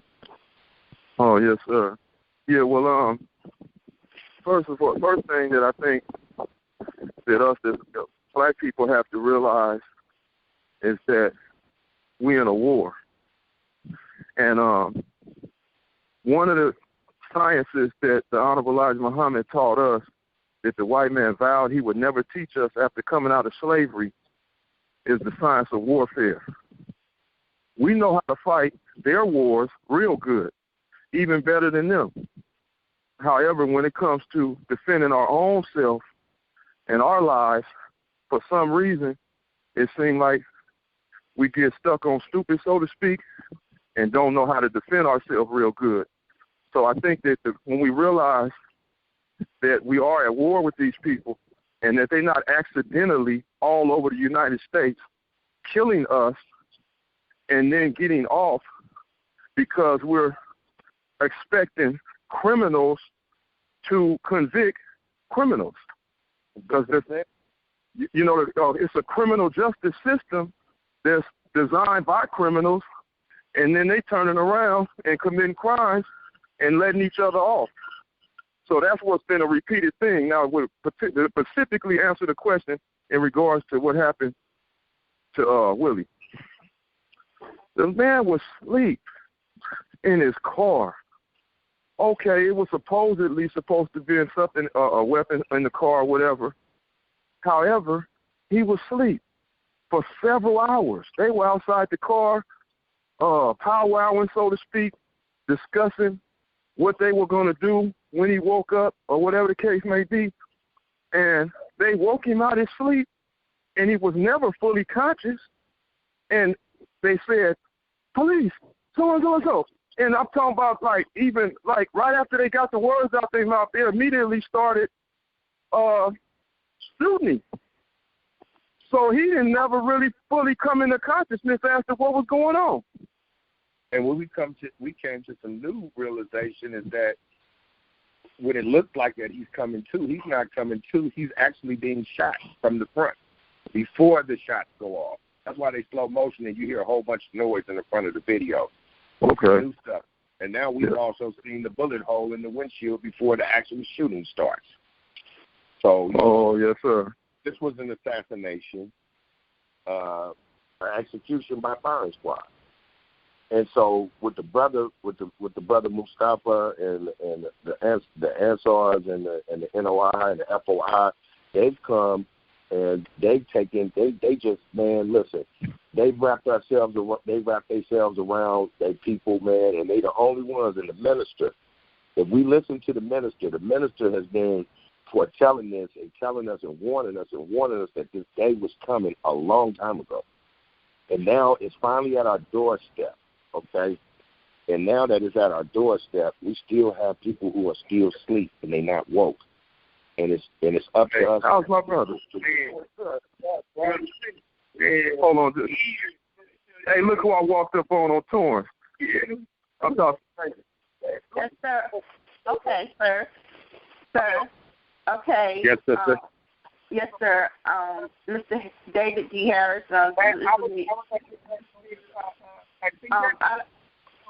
Who is the? I'm sorry. Can you hear me? Yes, sir. Who is the gentleman that just walked in and picked up? Who is he? That's okay. Yeah. I just walked up on T-Bone, man. But anyway, I just made it to the Marriott to this event, this Safe Oakland event. That's basically about what we're talking about right now. It's a Safe Oakland event that's going on. That's hosted by City Council Sister Lynette McElhaney, who lost her son down there in Los Angeles. You were familiar with that, Brother David? Yeah, we went down to Sacramento and she was smoked. Okay, yes, sir. Yeah, I just made it here to that now. So are you going to be on point for 12 to 2 for Brother Bobby? Yeah, I'm heading over there. You going to be over there? Yeah, me and Pop's coming down that way. Okay. Right. Then I'll see you there. It's a pleasure. Go ahead. I just want you to just tell her, how you guys have been doing the security for the families and how we've come together to let her know, because I was just telling her that the unification and organization is very, very important at this point. Oh yeah, it's definitely security is important. Mr. David is saying that they're targeted, that the family has been targeted. And also, I know that the police officer who killed the rapper Willie McCoy has killed before. So you're protecting the family because the niece was recently pulled over. Am I correct? Yeah. Right. That's true. All what you just said is true. I mean, look, if we can't expect them to protect us, I mean, originally I thought police officers were supposed to protect and serve, but that's supposed to be everybody. But they don't protect and serve us. They protect their own interests of the people who hired them, and the only thing they serve us is death. So we can't depend on them to do that. So we step up and do what's honorable in that regard. Is get behind our family members and whatnot, and do what we have to do. To lessen them. To I'll say to make them less likely to want to try to approach, knowing that they're not just approaching one family. They're going to have to deal with more than just one family, and we got divine protection behind us. We know that Allah is God, and Allah is going to protect us as long as we're not in the wrong, and they know that. So they'd be less likely to try to approach when they know that we're involved. Okay. All right. So you're part of the Nation of Islam, sir? You're a member of the Nation of Islam? Yes, ma'am. Yes, ma'am. Yes, ma'am. I've been involved in the Nation of Islam since about 1995. I've been in Islam since 1989. So I've been in Islam for well over 20 years now.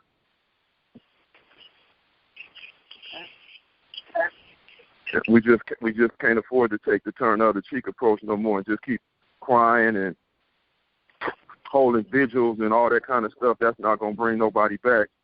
And we can't keep begging them for something that they won't give us, and that's justice. It's not in the nature of the devil to give justice to God's people. I mean, let's look at it for what it is. Where in the Holy Writings, for those that read the Bible or the Quran, does it say that the devil and his people were going to give justice to God and his people? The only one that's going to do that is God. So we look into the wrong one. We look into the wrong one for justice. Also, it goes a little deeper than that. I would say because these policemen are outright criminals, and you can't expect criminals to do the right thing. That's right. That's right. That's exactly right. I agree with you. They're definitely criminals. Yes, ma'am. That's true. So, ma'am, I just believe that that if we get into a point in history to where we're about to, where we're getting to a point to where now we're evolving into what we were supposed to originally be, which is caretakers of the planet and fathers and mothers and of the children, and we're trying to take care of the garden now, where we let these weeds to grow, and now these weeds are growing, and now we got to separate the wheat from the tare. That's right, brother. Hey, that's just part of. Brother Dave, I'm gonna have to get off the line real quick because there's a lot going on, right? Yes, sir. Thank you for coming on Show Talk with Angela Butler. You're welcome, sister, and it's a pleasure. Mr. David D. Harrison, thank you for coming on Show Talk with Angela Butler. I'm sorry what happened to Mr. Willie McCoy.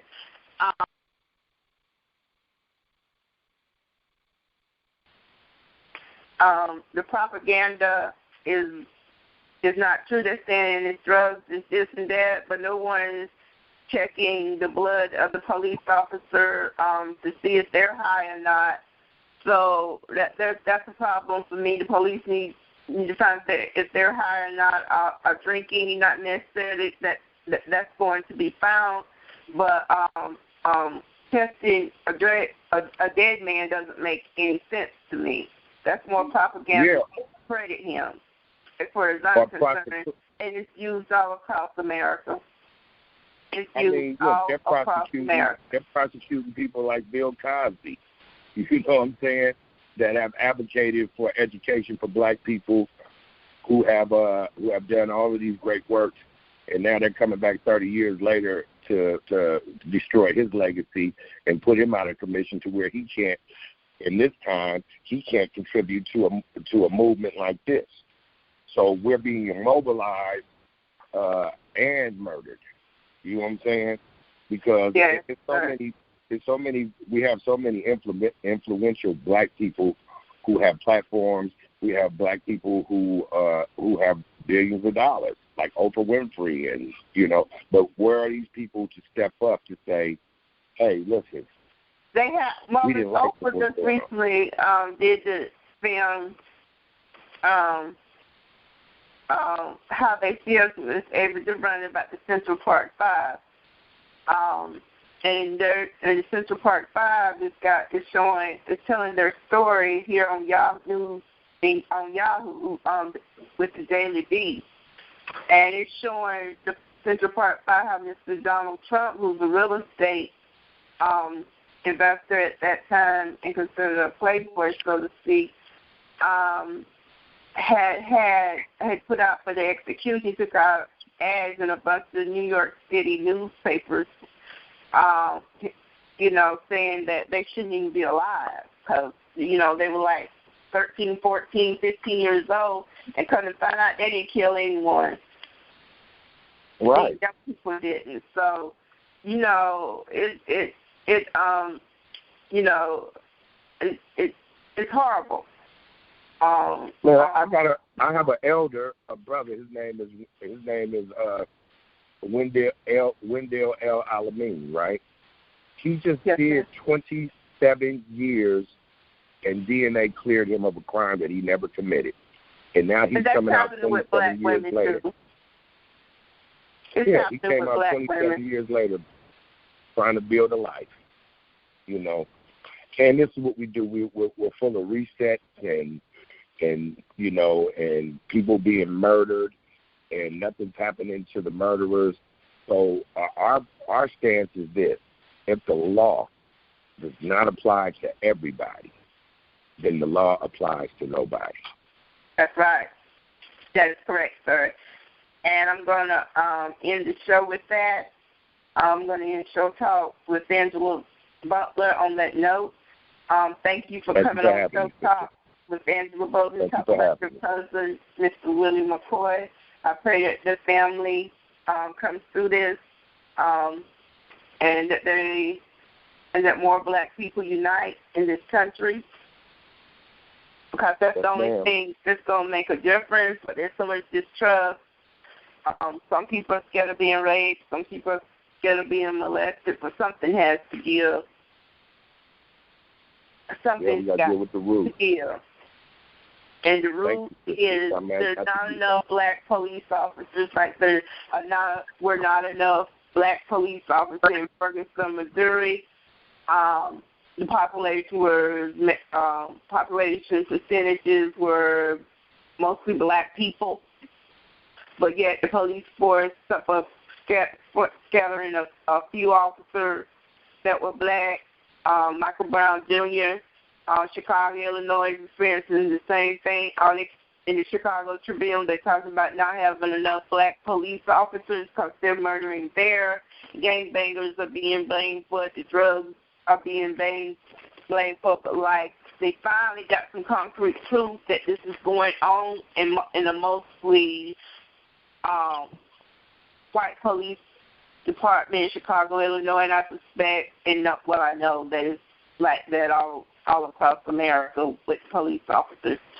There are mostly white men and women, and white female police officers are killing too. So, killing black. Yeah,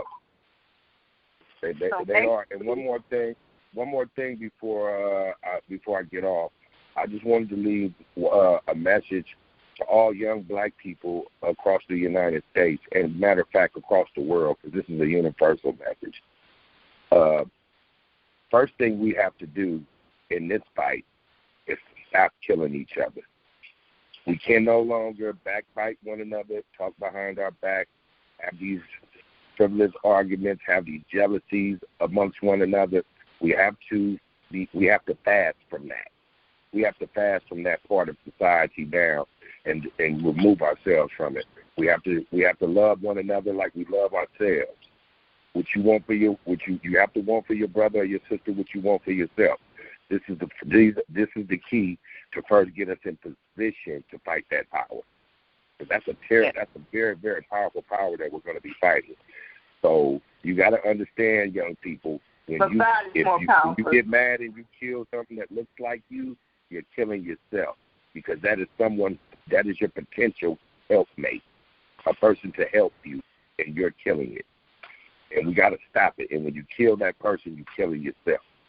You know what I'm saying? That's like killing you only got 2 cows, and you need them to make more cows, and you kill that cow, or you take that seed that you need, the beans that you need to plant to grow, and you just make a bean soup with it. After you do it one time, it's over with. Now you're going to die because you're going to starve. So, people love one another. Love one another like God loves you. God loves you unconditionally. Love your people unconditionally. So I love you, sister, on purpose. Thank you. Not by accident. And I thank you for the interview. I appreciate you for bringing us on and bringing a platform for Lil Willie and for all black people going through this purge that we're going through right now. And I pray that Mr. Stephon Clark and your family, Mr. Clark's family, and how you continue to support each other. Oh, we will get justice for Stephon Clark. We will get justice for Willie McCoy, for Ronell Foster, for Angel Romero, you know, and the list goes on, for Adrian Burrell, for Michael Walton. There will be justice because, you know, we're not settling for anything but that. No amount of money, anything, because we don't want this to ever happen again to you or your children. So thank you, ma'am. I appreciate you. Thank you, sir, for coming on Show Talk with Angela Butler, and I'll let you talk as long as you wanted to, sir. God bless you, and God bless your family. All right, everyone, you've been listening. Yes, sir. You've been listening to Show Talk with Angela Butler today. The interview is a lengthy one. The interview is an hour and almost 42 minutes. But you get the gist of it. The gentleman that's on the show is talking really real. I know he's in pain and grief himself because that was his baby cousin. And for him to come on, you know, in pain and talk about other people and other families. As you know, and with Mr. Willie McCoy, the police officer that killed him, had killed someone before that, a black man before that, and he stayed on the police force. In the video, of course, the cover-up of the first murder and the second murder, of course, they're saying it's justified and they're slandering Mr. Willie McCoy. That's the propaganda. But we've seen this, the black community in America has seen these stories before. We see it. We read about them. Oh, man, they sending out hitmen, too. I can't even forget Nia Wilson. Nia Wilson was a beautiful young black queen. She was a goddess. She could have been my daughter, okay? She was murdered by a white passenger on the BART train. Now, the criminal part is not that didn't just stop with him. It started that, you know, this man, they didn't arrest him till, you know, 2 days later when they arrested him, when they arrested the guy that did it, the white man that did this, that stabbed her and her sister, but stabbed her and she passed. You know, 15, 16-year-old girls. And this white man stabbed them to death on the BART train. Well, when they got him, they brought him in, and he had a knife and everything, and they brought him in unharmed, you know, with no incident. Why is it that you couldn't bring a sleeping man in the car in with no incident? And not justifying that, but it just shows that, you know, that the policing is a lot different when it comes to when white people are involved, whether they are the aggressors and you know, and they are committing criminal acts or they're the victim. There's a totally different treatment that goes on, and we want the people to see this. Like, man, this white boy killed all of them brothers and sisters in the church praying. While they brought him in to pray with them, and when they bent their heads down to pray, he shot them all in the head. Okay, so they took him out for a hamburger after that, police. So these are the things that we want to shed light on, because we want to shed the light on that is no equal. They say that it's supposed to be equal justice under the law. That's a lie. There is no equal justice when you black or you Latino in here. You got the president talking about building a wall. If you have money, don't matter. Look at Bill Cosby. It don't matter. They'll let you know you're nigga at the end of the day. Yes, sir. They'll let you know you're black. And I'll use that word. But all right, thank you, sir, for coming on Show Talk with Angela Butler. You're welcome to come back on any of the family members of Mr. Willie McCoy, but I don't like that word. I don't like it either, but I don't like that word either. But guess what? It's been systematically infringe put on us, and that's what they call us. They call us that.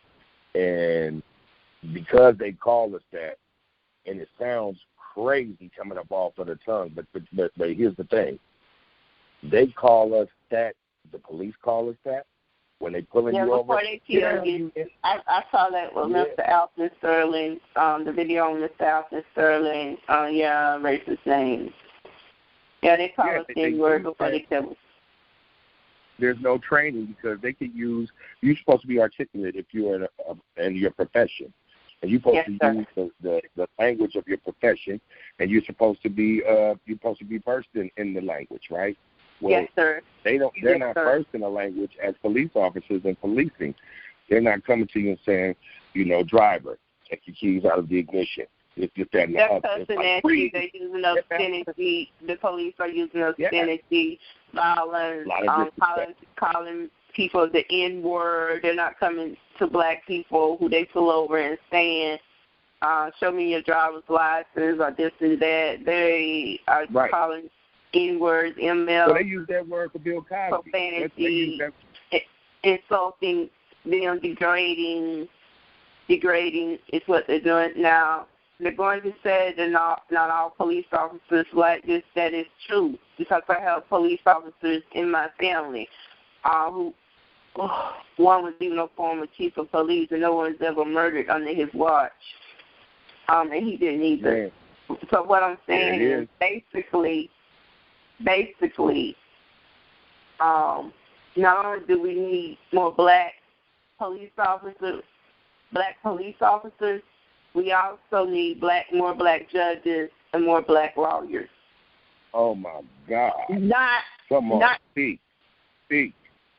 That's what we really need in the black community. And when Mr. Marvin Gaye, the same as the officer said that was on my show a few days ago, they really need more black officers. They really need more judges and black judges and lawyers.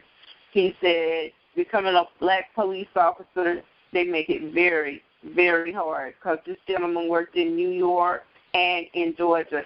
So basically what I'm just reiterating what has already been said on show after show after show of Show Talk with Angela Butler, something that Mr. Marvin Gaye was singing, what's going on when he was living. Yeah. The change has to come from within. I know black people don't trust one another. Okay, I do know that. Black people don't trust one another. Some of us, we can't. We were trained that way.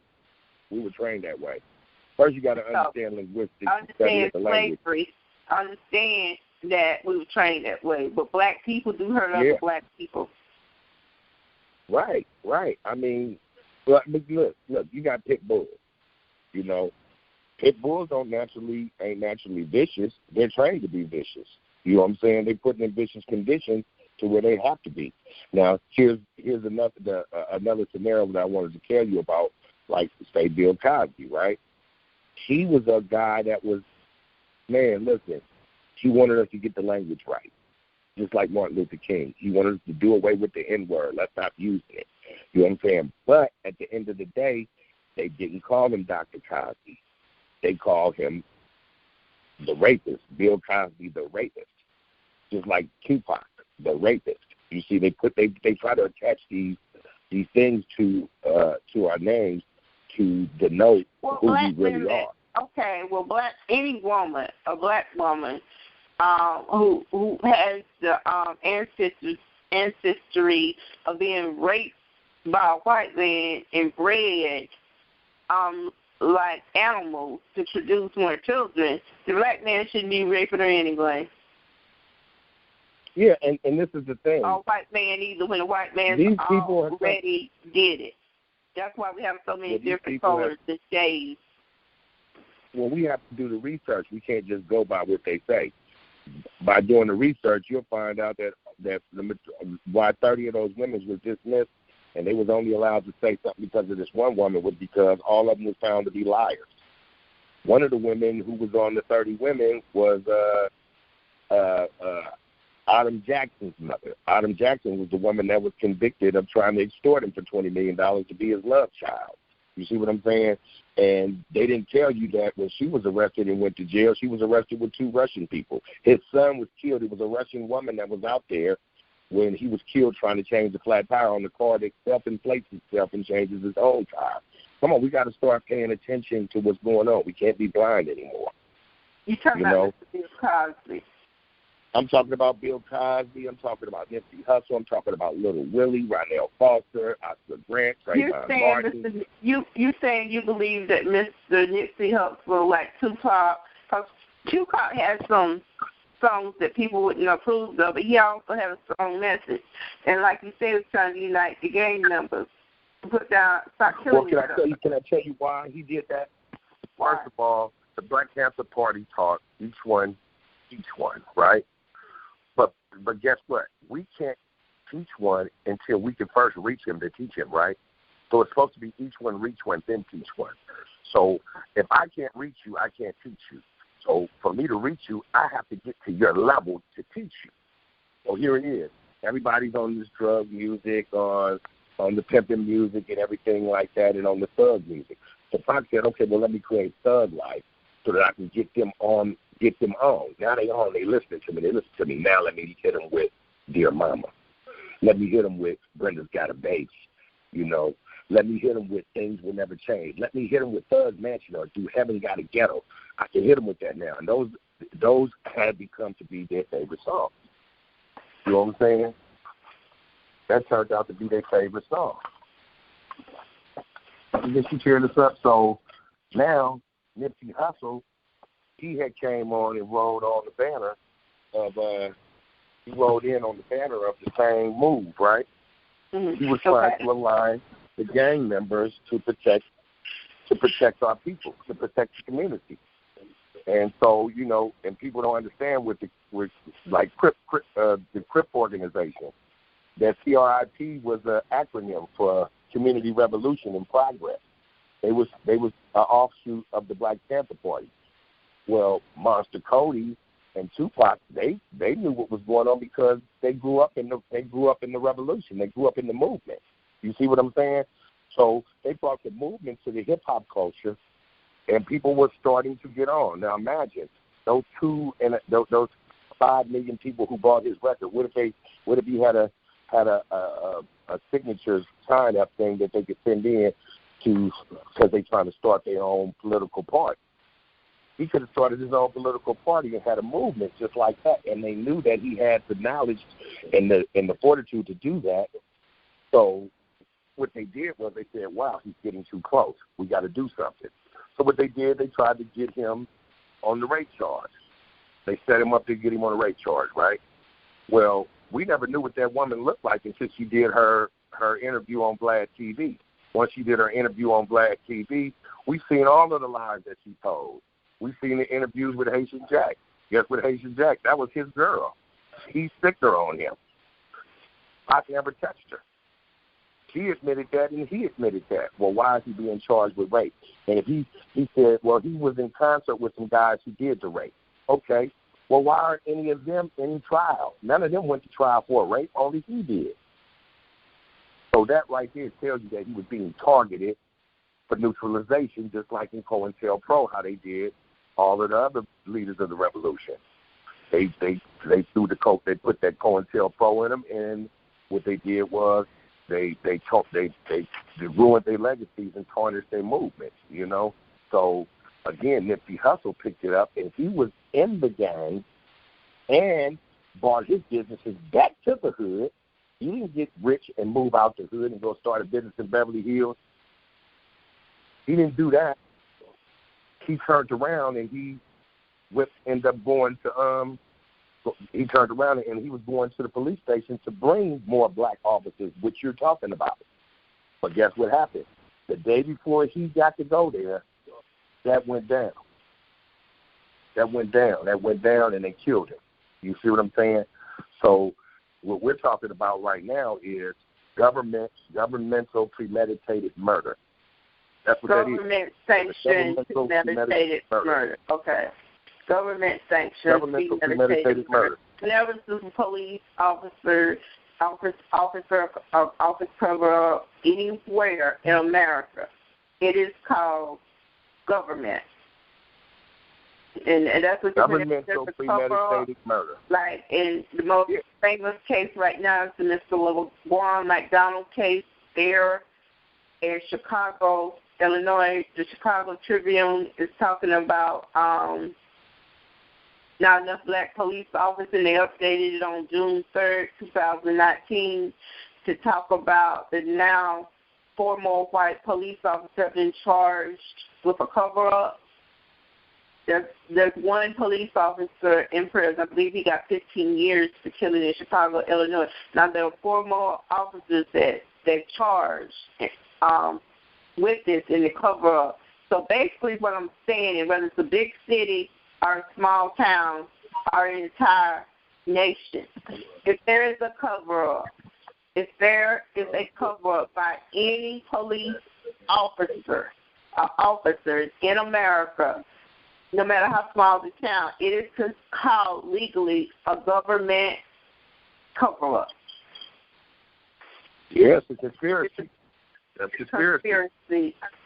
Conspiracy, so, government cover-up, no matter where you live. And they should be held accountable. If the police force comes together, it's only like 20 or 50 police officers. They come together to not say anything. That's a cover-up. It's government. It's right. Someone is killed and they cover it up. That's government. The police are called the government. That's government sanctioned murder. Government. Do you know what the word government means? I mean, the literal word government, what it means. If you in linguistics, when you break the word government down, government means mind control. Govern is to control. Net means mind. Look the Latin up. So you're talking about mind, a government that's controlling your mind. They're trying to control the way that you think, and they use social media to find out how you're thinking now, so that they can know what have you think in different ways. Because look, people thinking, oh, R. Kelly's a racist, and this, that, and other. Well, why it took you so long to bring him to jail? Then y'all should be going to jail. Y'all criminals if he's been doing all this y'all said and been doing. You know, same with Tupac and everybody else. But what about your people? What about all of the lynchings and the bombings and all of the stuff that you guys are doing? Why aren't you bringing those people to justice? You know, how long did it take to bring the people who killed Medgar Evers to justice? Man, he only went to jail because he was so old at the time that they convicted him for Medgar Evers that he was only going to jail because his Medi-Cal had ran out. He said he was getting more medical coverage inside of prison than he did there, and he didn't live that long once he got there because he was already sick. Yes, so, the reason they didn't do anything about R. Kelly, because he was not doing it to necessarily white women. He was doing it to black women. As long as it stays within a race or within a community, it's okay. But when race and things, it took this time era for Mr. R. Kelly to evolve into the courtroom. Whenever you are killing and murdering your own race of people, as long as you are raping black women and molesting black women, it's okay until you go over into the white community, which is 73% or 76% now. So basically what I'm saying is it's not okay to rape a black woman. It's not okay to molest a black child, male or female.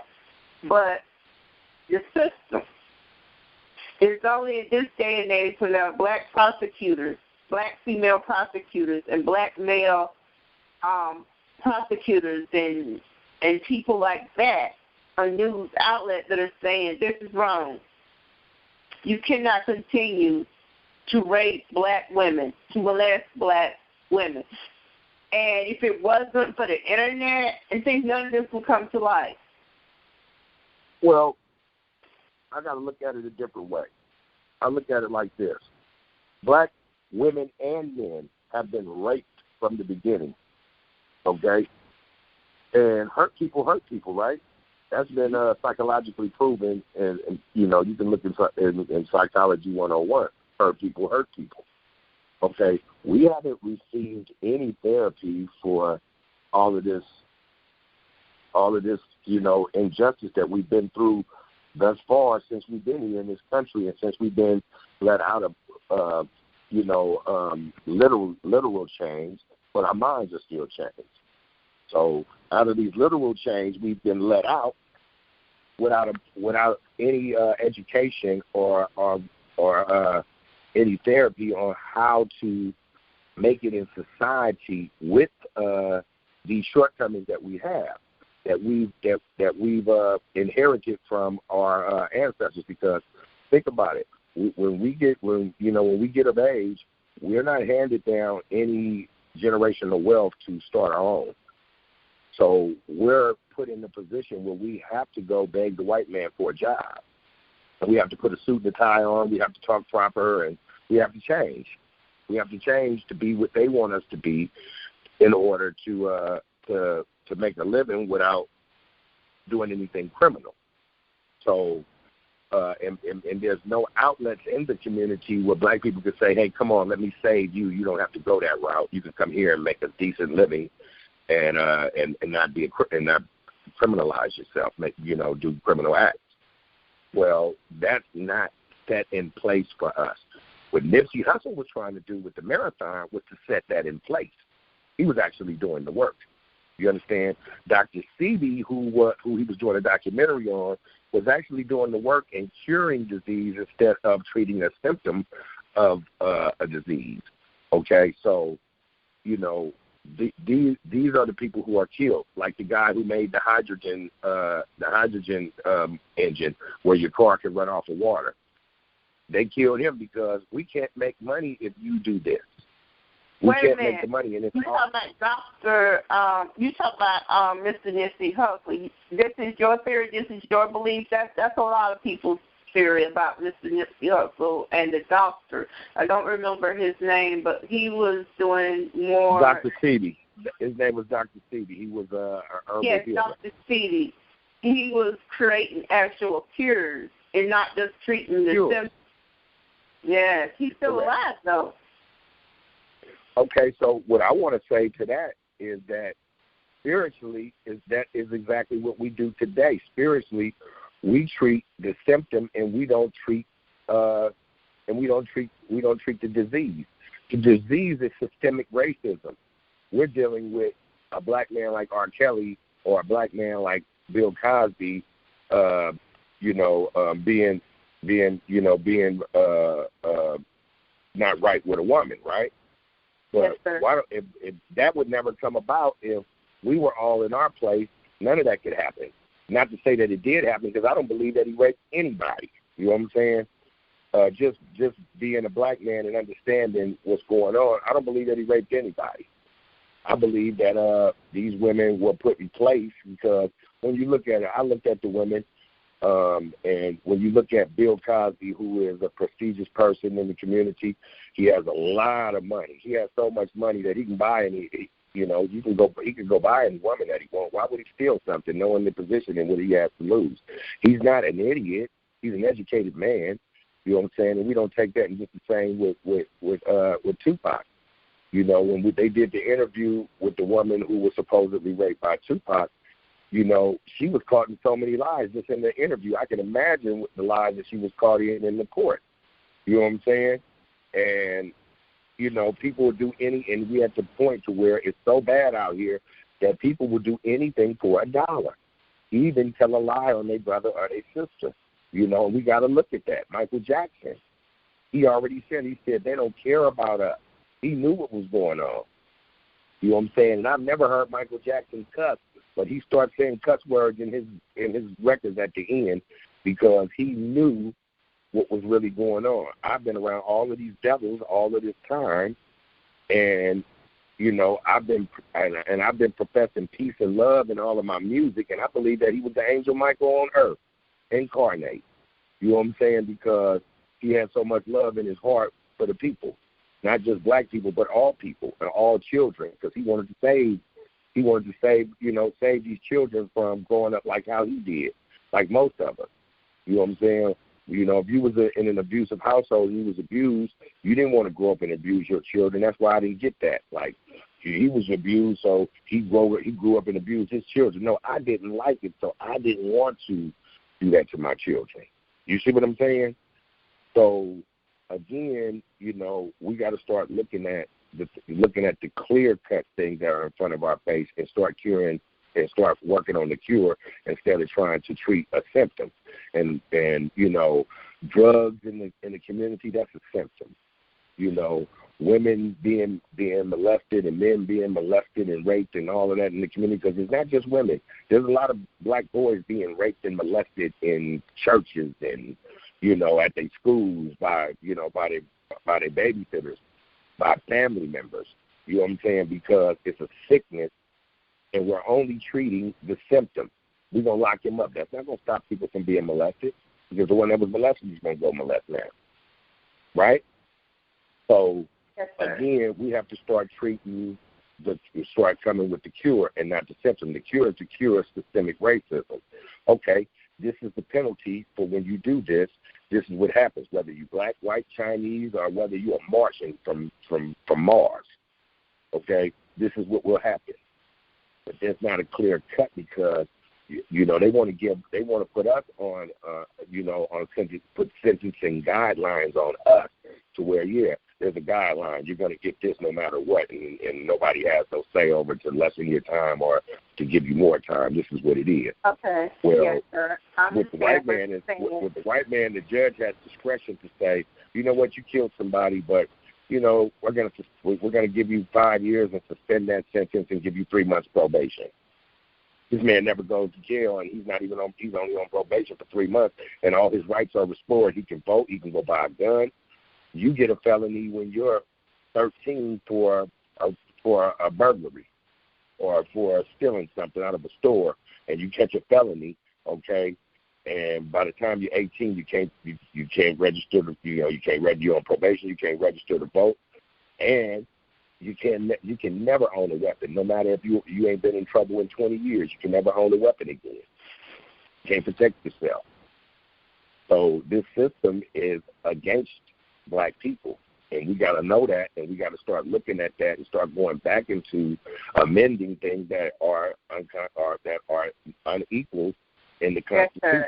Yes, sir. I have to make it even again. Yes, sir. I understand. This show has been almost 2 hours. For having me, ma'am. I'm glad you came on Show Talk with Angela Butler. I'm going to end the show. Thank you once again. God bless you, sir. Bye-bye. God bless you. Bye. All right, everyone. You've been listening to Show Talk with Angela Butler. Today, the interview is with, Lord, forgive me.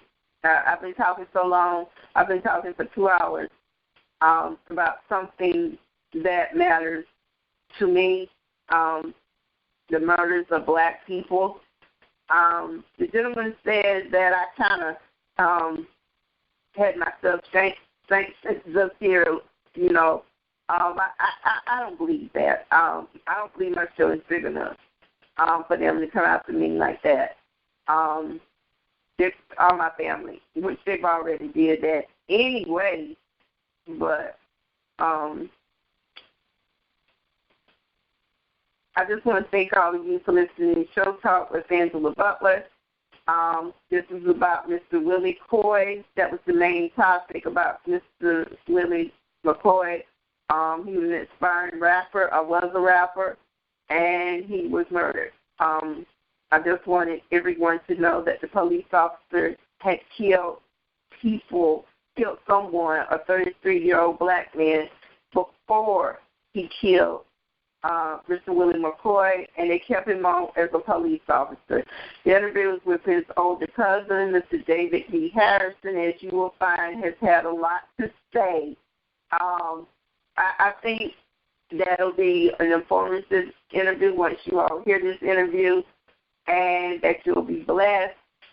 Some of it you already knew, some of it you didn't. But I believe this interview will be a blessing to me. So I think there's enough information here to keep everyone awoke, because it's been over a 2-hour interview. So once again, thank you for listening to Show Talk with Angela Butler. I hope you learned from this interview. The gentleman put a lot of topics out there and answered some answers too. So everyone, thank you for listening to Show Talk with Angela Butler.